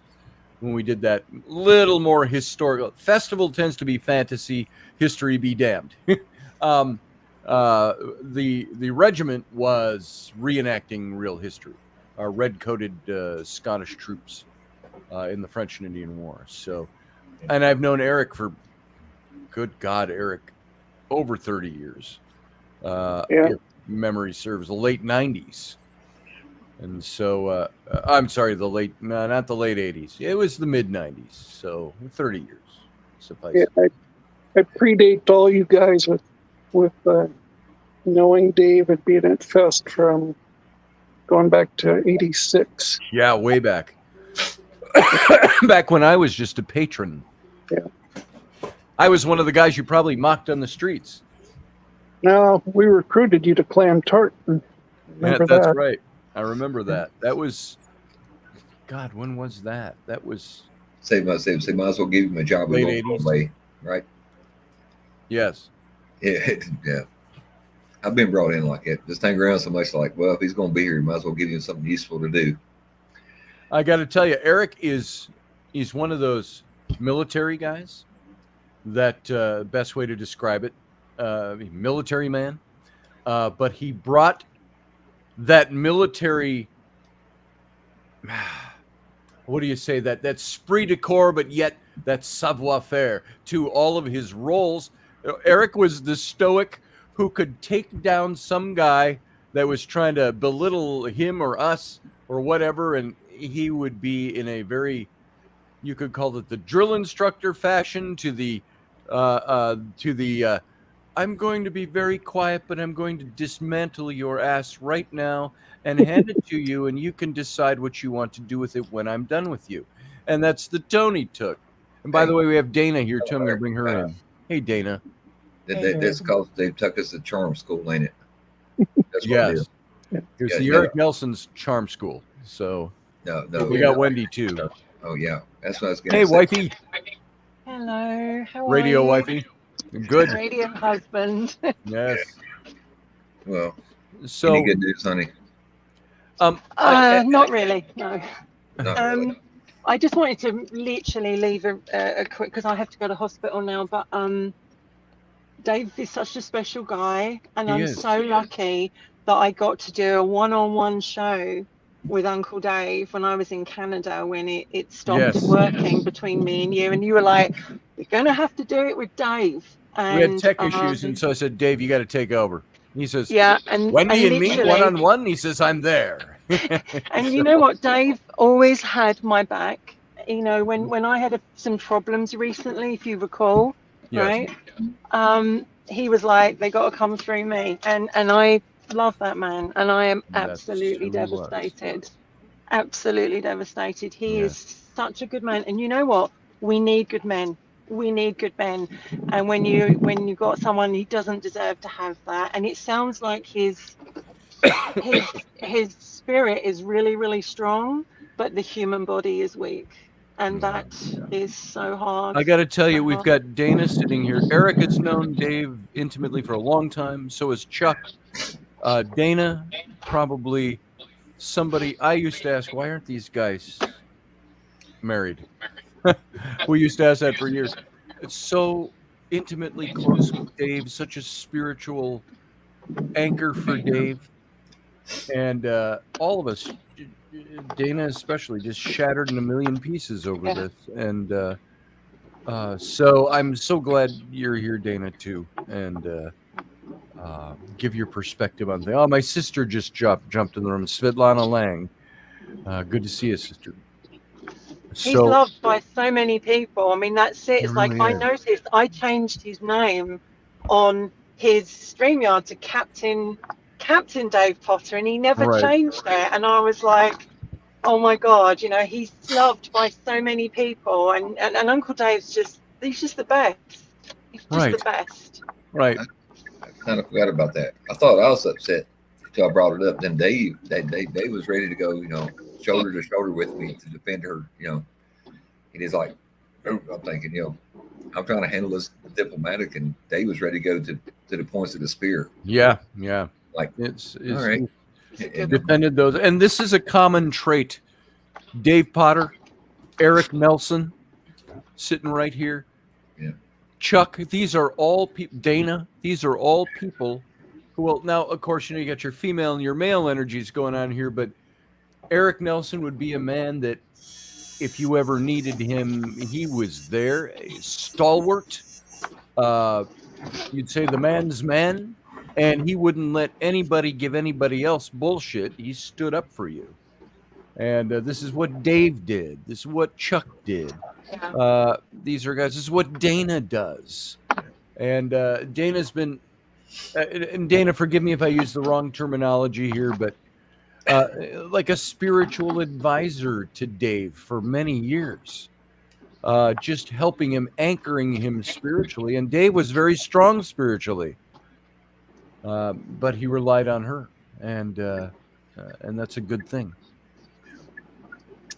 And so Wendy is kind of the newcomer, Wendy and Michael, getting to know who Dave is through the radio show. I've known Dave almost as long as you, Scotty, because I That's added him right. as a friend. I've known him a long time, and it's like That's right. we've had lots of chats, and he often would send me a message and say, "Hello, darling. Yes. How are you?" And I'd say, "Hello, Uncle Dave." And he sent me one recently because I've been ill and I'm still fighting it, whatever it is right now. And I've not been that. And he sent me a message a couple of weeks ago, and he actually said, "You better get better, woman." And I was like, "I'm trying," And then to find him like this, I just can't. I can't take it in, No, I've known Wendy for about 20 years, guys, and we do a radio show together. She's been not well. I hope you're better today. I know you're going to the doctor the last few weeks. Not doing better. No. You put on a good front. You Brits. I do. Stiff upper lip and all, Yes, we do, because my mum brought me up, get up, stick your hair, do your hair, put your makeup on, and you just keep going. But they think they're getting to the bottom of it, but it's taking time. But no, I don't feel great, and that's frustrated me because I've not been able to do Robertson and Wicked Women, which I love, and they're my babies. And so until I'm better, they have and right now maybe it's the right time that they're not on, because there's a lot going on, right? And just so you know, folks, you're not seeing a reversed picture of Wendy driving. She is in England driving on the wrong side of the car and the wrong side of the road. Just thought I'd let you know. Except for her 67 Impala. Yeah. That's what I'll tell her, when I'm seeing her driving. I said, you're driving on the wrong side of the road. She said, no, I drive on the right side of the road. I was like, that's true. I'm like, yeah, potato. But no. Yeah.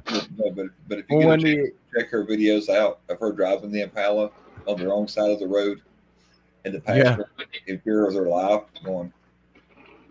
Feel like, oh my goodness, the steering wheel is on the wrong side of that car, and it's like, well, it's an American car.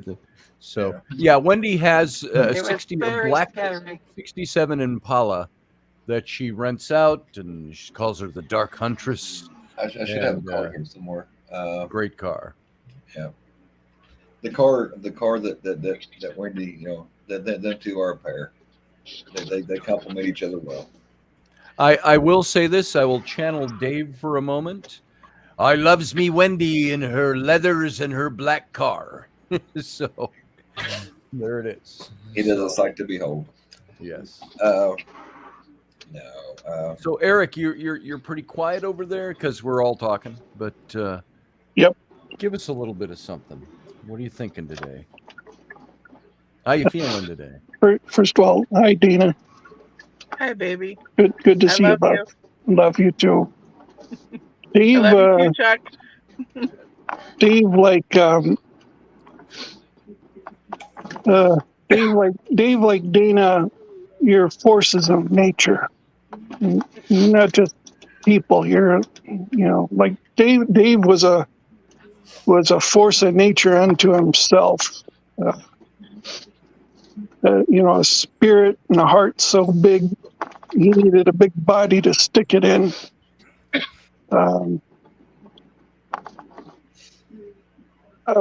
And he still moved that body around gracefully. Yes, Yeah. he Even did. when it, Yeah. Yes, he did. And it was always fun when he was doing his work with the acting school and the modeling school, and the models would not be working the catwalk well, and David would be asked to jump up on the catwalk and strut and show them how it's done. And their faces were just like, how can a big guy move like that? I Like sword remember fighter. there was one time on the streets where I played the Royal Prince's sidekick, Edmund Scroop, master of the Prince's horse. And this was Johnny, who you all know. And Edmund, he'd say, "Teach me how to woo." I said, "Well, Majesty, it's very easy." And I'd show him, and Dave was tagging along with us as pirate. And he says, "Your Majesty, I'll show you how to woo." And he says, "Watch me." And a woman, a patron, approaches, and he walks up to her and he goes, "Oh, lady." He goes like this. He goes, "Oh, lady, woo, woo, woo," like that. And he says, "That's how you woo a woman." So, typical Dave on the street. Yeah. I miss when we could get away with that stuff. Funnest man I ever worked with on the street, bar none. Mm-hmm. It was always fun to see David whip through all the different characters and voices that he had living in his body. Oh, in always. a very quick, rapid fire kind of way, and just his spontaneity and his improv ability was uncanny. Uncanny. Yeah. Is uncanny. I loved his. He did it on the show for us a couple of times. Said, "You got to do Larry, the Grave Diggers." Remember that? Larry. Yeah. You like, we're here for the parade, but we got to bury some bodies first. And he had his. I don't know what his humor was and his jokes were, but he lapsed into Larry like that. And so Larry, the village idiot grave digger. And so It was all gallows tree humor. yes. He'll always be Henry VIII for me. He's like, he embodies Henry VIII. If anyone could do a good Henry VIII, it would be Uncle Dave. And I think there's a Captain Barbosa in him as well, because for sure, he's got that whole pirate thing going down. But Henry VIII, he was born to be him, I think. Oh, he could have been. It's interesting, Wendy, that David and I have been creative writing team for 30 years, among other things. And we wrote a script called Blood on the Rose that is our feelings of what the Henry VIII and Anne Boleyn tragedy was. And just so sad we never got to see that come to the film. But we had so much fun writing it and researching it. Yeah. Well, you know what? You should still go ahead and, if you guys wrote it together, you should still get it out there, right? You know, Yeah. if I was 30, maybe, but film work for me was always something that David and I did together. I was a Yeah. co-writer with him and a producer to his directing, and there's a thing we both loved about bringing all the sparkly people with their talents together in one place and making magic happen. And I will never trade those memories for anything, as hard as they were sometimes. Yeah. But you know, he brings magic wherever he goes and whatever he does. If it's his chefing, if it's his writing, if it's his theater work or his film work, I mean, he just literally pulls things out of the Yeah. ether in the moment you need them, and everyone just goes, "Well, how did you know you're going to need that?" And he just was like, um, and it's heartening for me to hear how many people appreciate how large of a heart and soul and spirit Yeah. my bestie Yes. is. Because there hasn't Wonderful. not been not adversarial things, but it, you know, he lives big and he'll leave sucking the marrow right out of the bone. Yeah. And you know, And he's got out of cooking me dinner, which has to make me chuckle, because obviously when I come over, I was like, "You're gonna have to cook. We're gonna cook me," and he told me what he was gonna do, and yeah, now he's got out of that, so I'm gonna have to have words with him. If I'll have words if with him, because you know, like yourself, you know, I'm a clairvoyant, so I know right now he's between the still being with the body and still being called. You know, he's in between of that, and he can hear very much, and they can float about and see everything before they go back, and it's just so. I just wish that, you know, the thing about death is that you can't take someone with you to hold your hand, you know, as in like saying to Scotty, "Come with me, Scotty," and that you can come back. You know, you can come back. Just take me over there. We can't do that. We have to go with our guides and helpers, obviously. But that man is I going to be sorely missed. it's something we all sitting here, and I'm thinking of Chuck, I'm thinking of Eric and Dana. We've all, over the years, we've started losing people. And I remember when that first started was about the time where we lost Bonnie, where we lost why did I just blank? I was just talking about him. Colonel Gaffney, Sean. John, Sean, We lost Sean, and I never knew him real well. I just knew him. And we started having people falling away. And we were in our 30s to our early 40s when all that started. And I started questioning. I said, "So, is this what's going to start happening now?"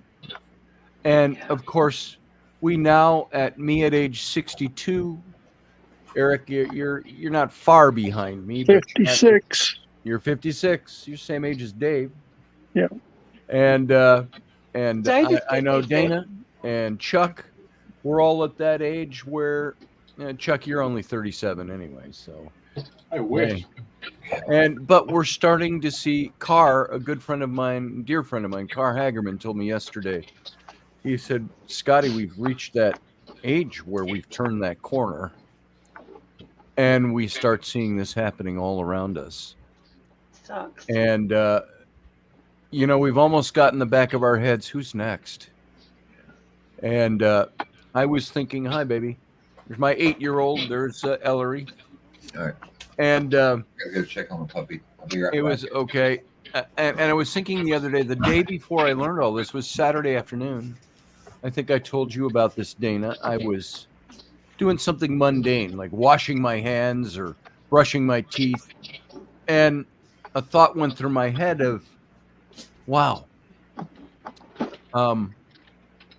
what if I were to drop over dead? I wasn't being morbid, but I was thinking, I got stuff wrong with my body and blah, blah, blah. We're always working. I thought, what if I dropped over dead and I leave a wife and 3 children? And you think about that stuff, and you go, wow, what's going to happen? Because I'd heard of somebody who had passed or something, and I thought, man, any one of us could just, it's a surprise. A surprise death. Hi, I'm here.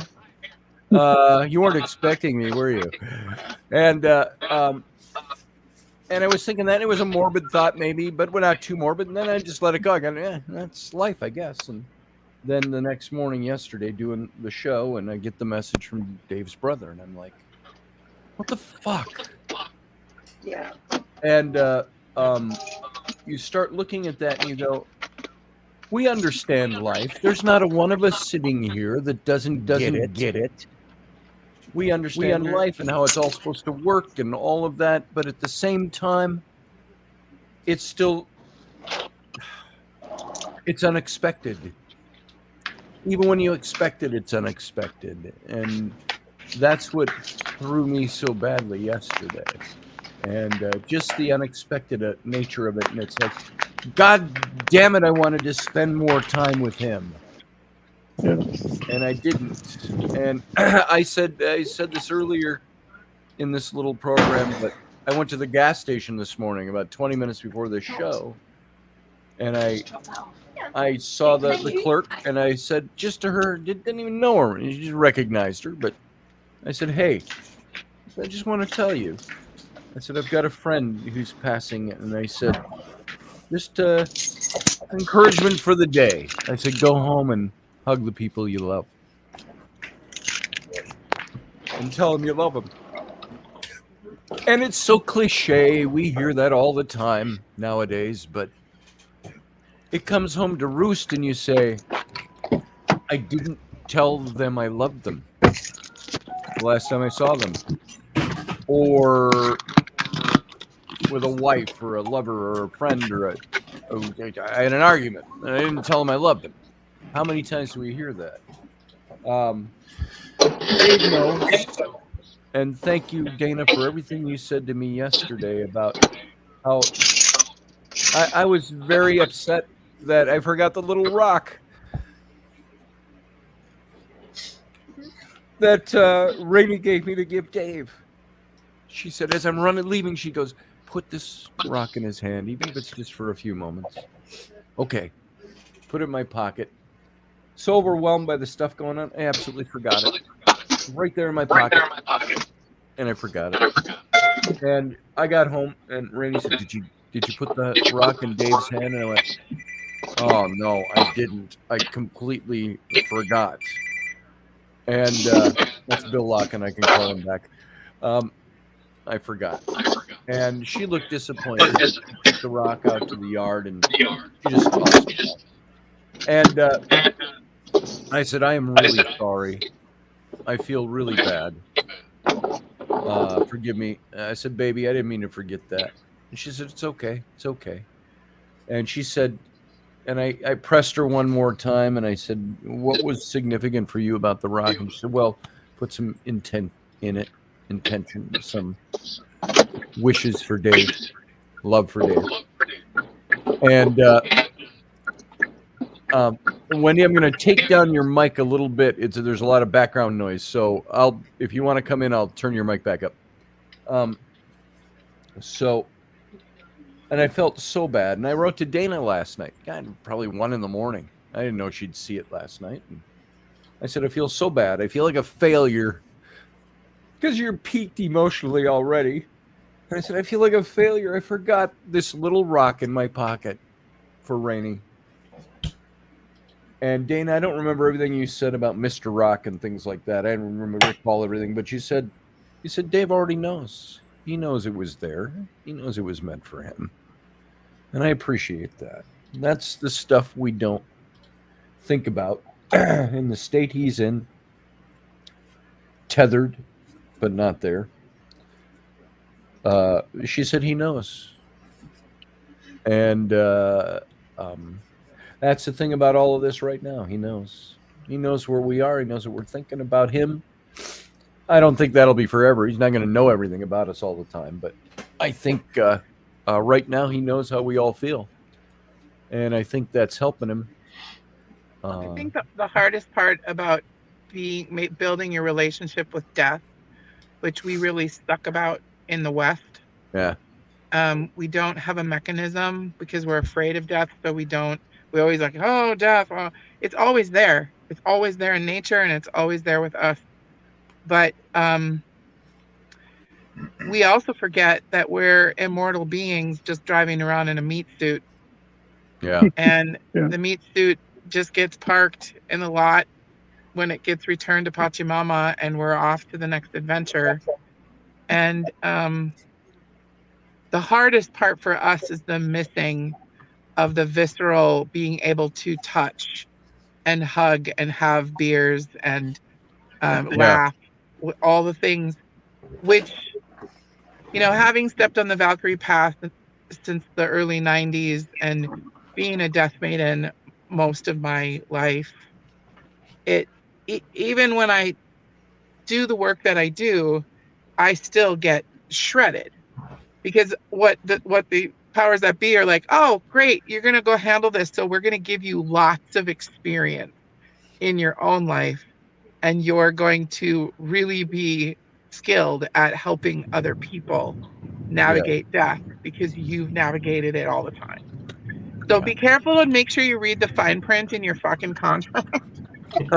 Well, isn't it Dolores Cannon that says we choose how we're going to die before we come down? We're like, oh, I haven't gone by drowning or hanging. And she talks about the karma contract as well. But it's like we really are a spiritual being having a human experience. And we will go on from here and take what we've learned and take it elsewhere. And the hardest thing, you're right, is not having that person to cuddle and kiss and have that conversation with. For Scotty, it's going to be, this is one of his closest friend, and they used to bitch like the best drama queens ever. Don't call us queens, please. Over the years, I've seen those two bitch at each other so much, and it's quite entertaining to watch, And then Scotty just go, look, I can just take you out. I can just take you out. Oh, look, I've silenced you. Oh, look who's in control. Hey, David's lived with me, and I can't tell you how many times I got up in the middle of the night and found myself keeping furniture between me and him because I had a knife in my hand, because I'm like, you and your snoring, I swear to Goddess, I will take you out. I've come to cut out your nasal passage. Oh, yeah. You don't want to snore, do you? Because you're like, I just want to sleep. I just want to sleep. So, Dana, not everybody fears death. Right. There's quite a lot of us, especially people who've been in my profession over the years. I have zero fear of dying, zero fear of death. When it comes, I'm going to welcome it. I hear you. I get it, brother. And, I don't know if you have more to say there, Eric. Yeah, I do. I don't fear death. I might be a little trepidatious of the mode. It's like, I hope I didn't decide, I think at this time I'll die in a fireball. No! We all have things, like, I don't want to burn up in a fire. I don't want to be eaten by a shark, Yeah. Yeah, there are ways to go that you would prefer something else, something Poorhouse quick. heart attack. There you go. But death itself, nothing to fear, because like the old, I mixed two things up. There's an old Chinese proverb that says, may you live in interesting times, and it's actually a curse, because the word interesting, the way they say it, means, may you live in troubled times. But yes, it's that, we're being polite while we're telling you off. Yes. I have a saying that every day that I wake up living and breathing, that's a good day. Yeah. No matter what I have in store or what aches and pains I'm bringing into it, it's going to be a good day. And the day I don't, well, that's going to be an interesting day. Yeah. Well, and I would say, Eric, that most of the people in our Venn diagram of circles of creative, so many of us have walked with the warrior spirit, like yourself, like myself, like Chuck, like Dave. And we build a relationship. When I say most people, which is not us, are afraid of death because they won't have the conversation to get where we are. Yeah. And And it's our job, in my opinion, to help spark that conversation if we have an opportunity to do so. Yeah. Because I think the world would be a much more balanced place if we understood our place in nature instead of thinking we're separate from it. Yeah. Yeah.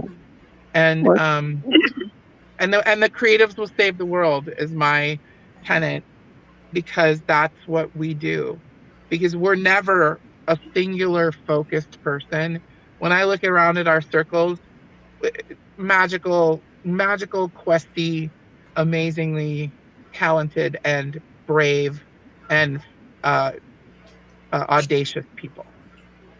You guys And keep talking. Give me a minute. I'm just going to put this one phrase in there. Eric, you might recognize this phrase. It's the meds. I'll be right back. okay. So I am grateful that David himself, especially walking his Masonic path, has, like, there's a lot of things that he's achieved. There's a whole bucket full of stuff he never is going to be able to finish this life. And I just hope that he's able to walk those out. And I hope that we all are, because there's never nothing awesome to do, even when your body is shredded. And so I just hope that we all live our lives for our friends who cross over before us and carry that stuff on. That's the biggest thing I'm walking through with my best friend leaving before me, It's very true that, life is incredibly short and we are only here for a short period of time, and people put off, oh, we can do it, it's going to happen, we'll put it off till next week or next month. And sometimes next week and next month doesn't come. And I say, what are you waiting for? Like, make it happen. If you want to do something best as you can, make it happen. I know it's not always easy. It's not always easy to do it. But you know what? As I said, we're here in this incarnation, as well, using me as an example, in this lifetime on Wendy. So I want to make the most of it. But I don't want to die. I'm terrified of dying because I've touched that so many times in my life, and I'm like, oh, not ready to go in any shape or form yet. I still feel I've got, like we all do, things to do, things to make a difference. And with Uncle Dave, the last time I saw him, he didn't look well. He didn't look well. He really didn't, and I could see he was struggling. And for him to send that message to me and just touch base and see how I was, and we had a little bit of a chat, it was great. And I feel so frustrated that I'm across the miles, even though I can't do anything.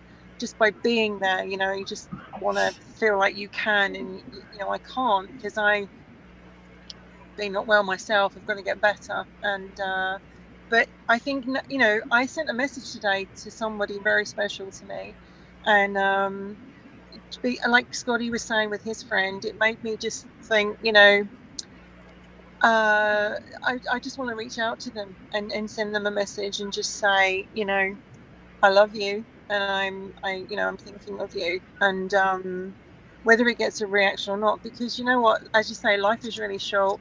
We never thought we'd be sitting here talking about Uncle Dave like this. We all take for granted that tomorrow is going to be there, that we're going to pick up the phone and talk to someone tomorrow and they're going to be there, and they're not. So I'm just so lucky and feel incredibly blessed that I knew Uncle Dave, that he was in my life for so many years, that we had an amazing conversations and a connection of great friendship. And Yeah. I will forever miss him, as in his physical form. I'm sure I'll get a message over the time, but I will miss him in his physical form. And hearing that voice, that captain voice, and yeah, that for me is going to be a real tough one.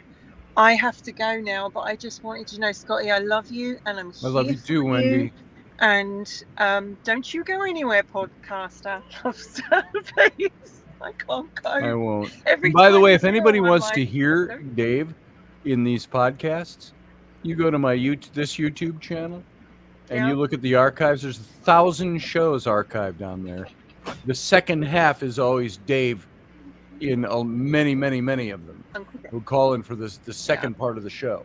And so you And then there's the can, Robertson, where he was with me, and he was like, "Don't worry about Scotty, leave him alone. We'll do it on our own." He was so funny.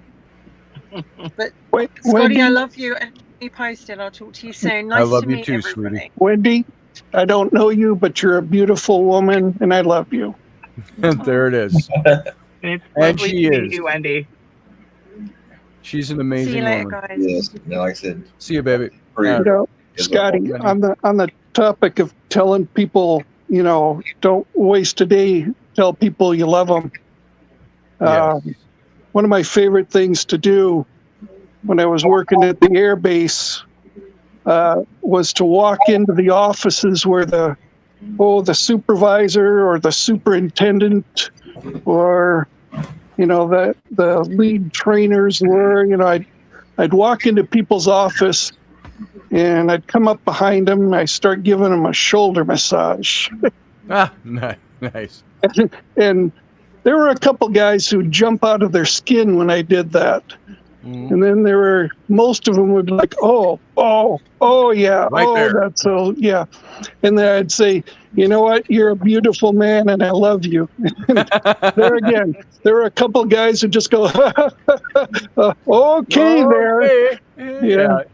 But others, I could just pop my head in the door, knock on the door and go, hey, Master Sergeant, just want to let you know you're a beautiful man and I love you.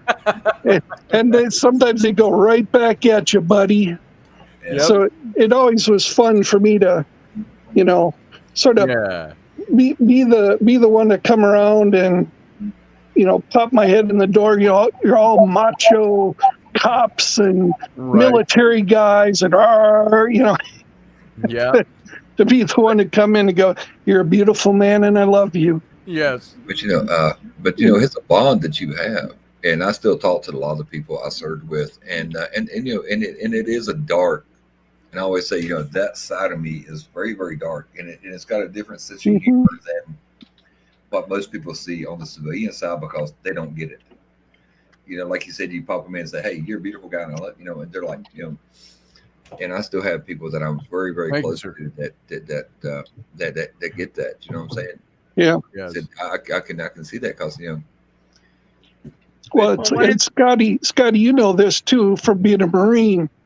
There's a really stiff dose of reality you get hit with in your first 5 days of indoctrination, basic training, and one of them is, hey, you sit you down in a big room. You're 18 years old, and they put a form in front of you and say, write your will. Yeah. It's like, well, you better get on good terms with death right now because this is what we're telling you. Yep. Write your will and then fill out this postcard and send it to your parents. Yep. Yeah. I remember that. Yeah. So Fort Leonard Wood, Missouri.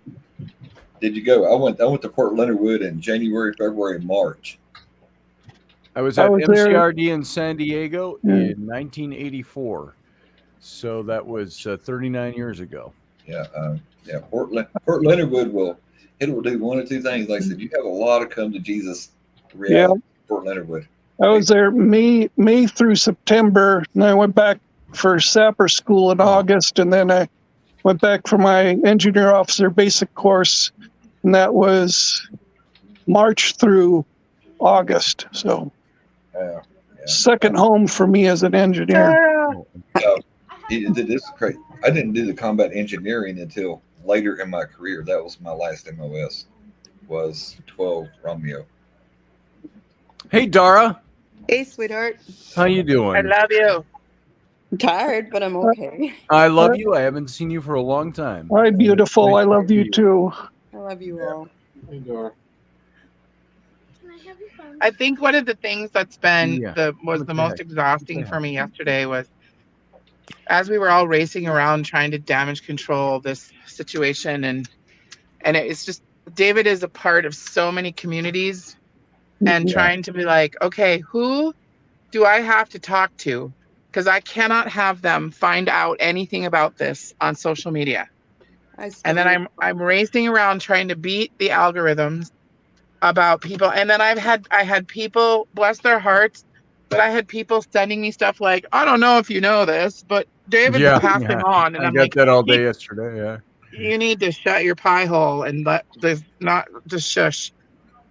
And just trying to make sure that I could get to those people that absolutely were, it's not acceptable for them to hear. And I missed a few people and it took me about 12 hours. But one of the things I was saying to Laura Locken, as I said, we need an old school PTA phone tree thing for people, because this is going to start happening more.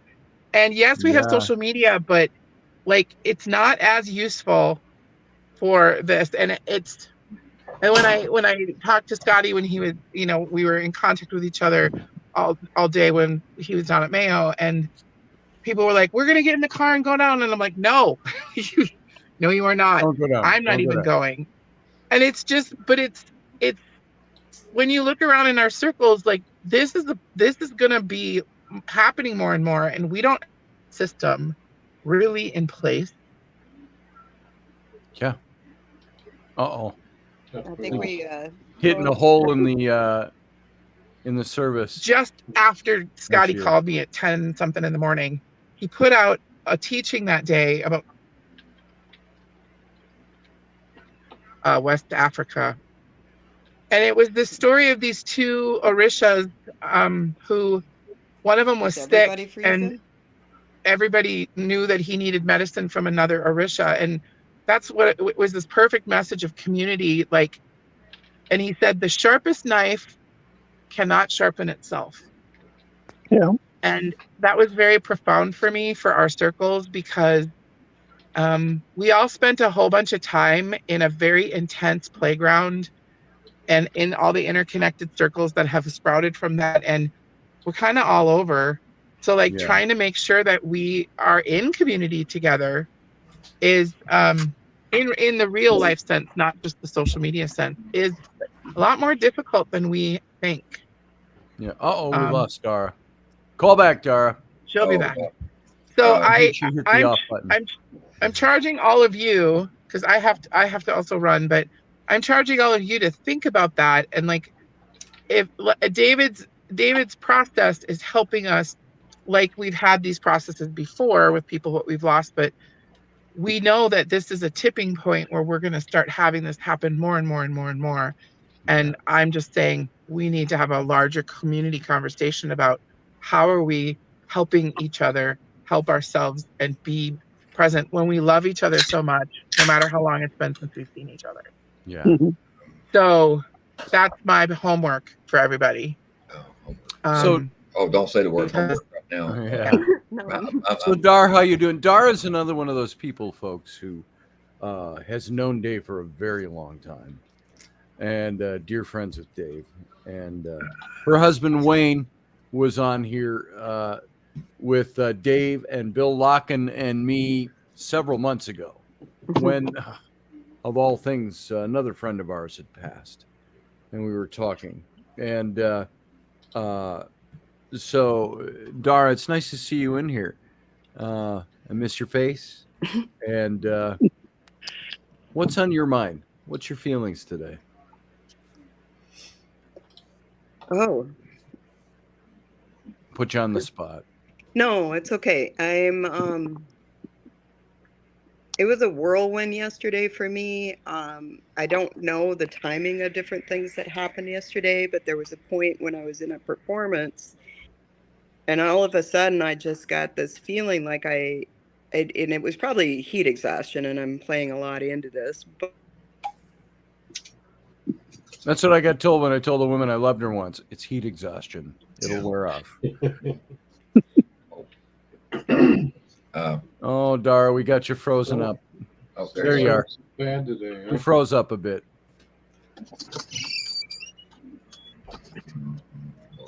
Oh, Dara, I can't hear you now. It's a signal thing, I think. Ain't modern technology fun? Yeah. That's right. PTA meeting thing. That's right. Well, You know, look where we are, even with tech difficulties. 200 years ago, we couldn't do this. no, can understand. 20 This years, conversation would 20 take- years ago, we couldn't do this. Yeah, I know. So there was a day where this conversation would take place over 7 years. Or letters. Loving loving technology over here, buffering a lot. Yeah. Yes, indeed. But Eric can probably understand this. Had a sergeant major tell me one time, I thought I was in really bad trouble because he had this really scarred look on his face because I had done something as a young soldier I probably shouldn't have done. And he told me, he said, well, if you don't take anything else away from this, understand it. It's a teachable moment that you don't want this to happen again. Yeah. And, and if you can take anything from this, take it as a teachable moment, tell people that you give a shit about them and you care and you are thinking about them and you use it as a teachable moment, to grow your community closer. Like I said, the old fashioned PTA calling tree. I haven't heard that in years. She's dating us, but, yeah. But even like with his background and and that tells you how small the world is. You know what I'm saying? Because I just sent Eric a friend request because I try to connect with other veterans, and it is like to be in the same spot years apart. You know what I'm saying? When we were younger, we used to say there are 3 forms of mass communication: telephone, telegraph, tell your mom. Yeah. Yeah. And you could screw up across town, and your mom knew before you got home. Yeah. Ain't that the truth? And so would the moms of any of your friends who were involved in it. Yes. And they all had a mobile phone 40 years ago. It sat on the kitchen wall, and it had a squiggly cord that walked 40 feet to the end of the living room. And that was her mobile phone. So, Then your ass got mobile when you got home. Yeah. Shoot, move, communicate, dodge. My mom lost a few broomsticks on me. So literally. Yes. I remember I was a teenager, and she was so pissed off at me for something I created. I made her pissed off. And she had a broom in her hand. She said, God damn it. And she whacked the broom at me and it broke over my shoulder. And I said, is that the best you got? Oh, that was the last thing almost the last words I ever said. Yeah, like I said, another teachable moment. Different era. Don't poke the bear, right? Yeah. Every shift we would go on shift, we'd say, Dear God, please don't let me become a teachable moment for everyone else. Yes. Pretty much. Oh yeah. Yes. And, that's good words, Eric. But like I said, it's in that same sergeant major also had told me, he said, either you're a liability or you're an asset. It's up to you to pick which one you want. Yeah. And I still tell my children that. I'm like, no matter where you go, be an asset to your community. That's it. Well, that you just described Dave to a T. That's it. Yeah, that's it. Yeah, be an asset. I'm going to wrap this up. We've been going for 2 hours. I expected to come on for 20 minutes. And there's something. Your expectations were wrong. My expectations were too low. Something, if any of you know who Ian Punnett is. Yep.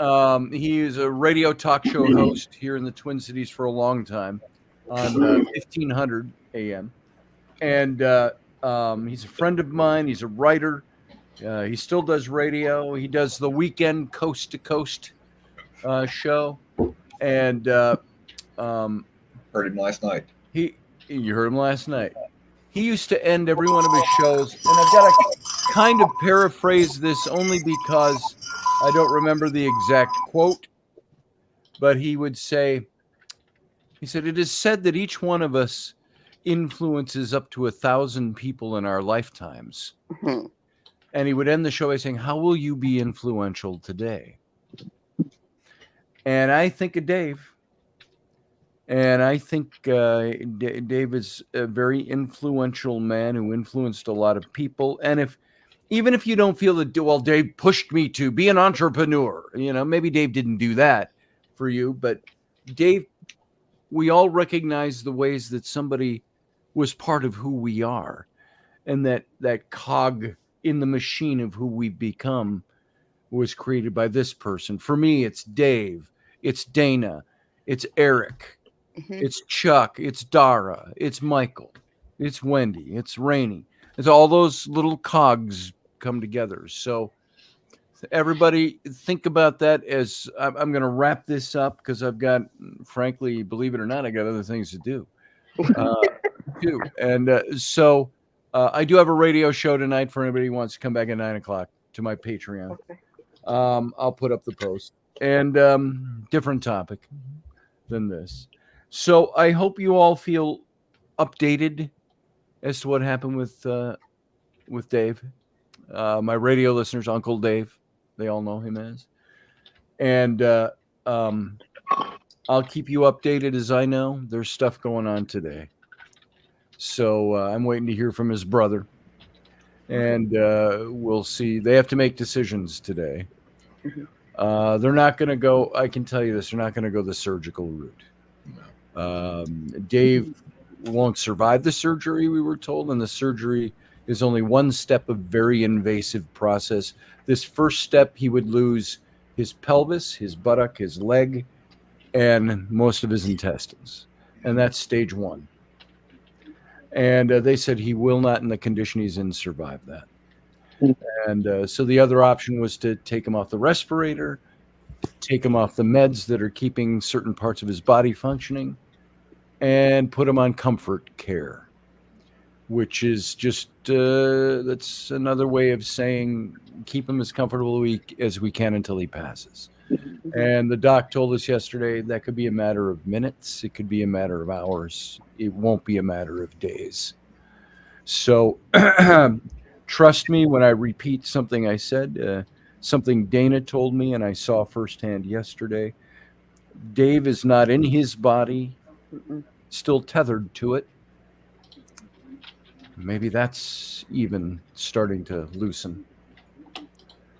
So, and Dana sang a song for him yesterday on the phone, and he convulsed during the song. He opened his eyes, but there was no vision there. There was just grayed over and no recognition, but the body recognizing, the soul recognizing.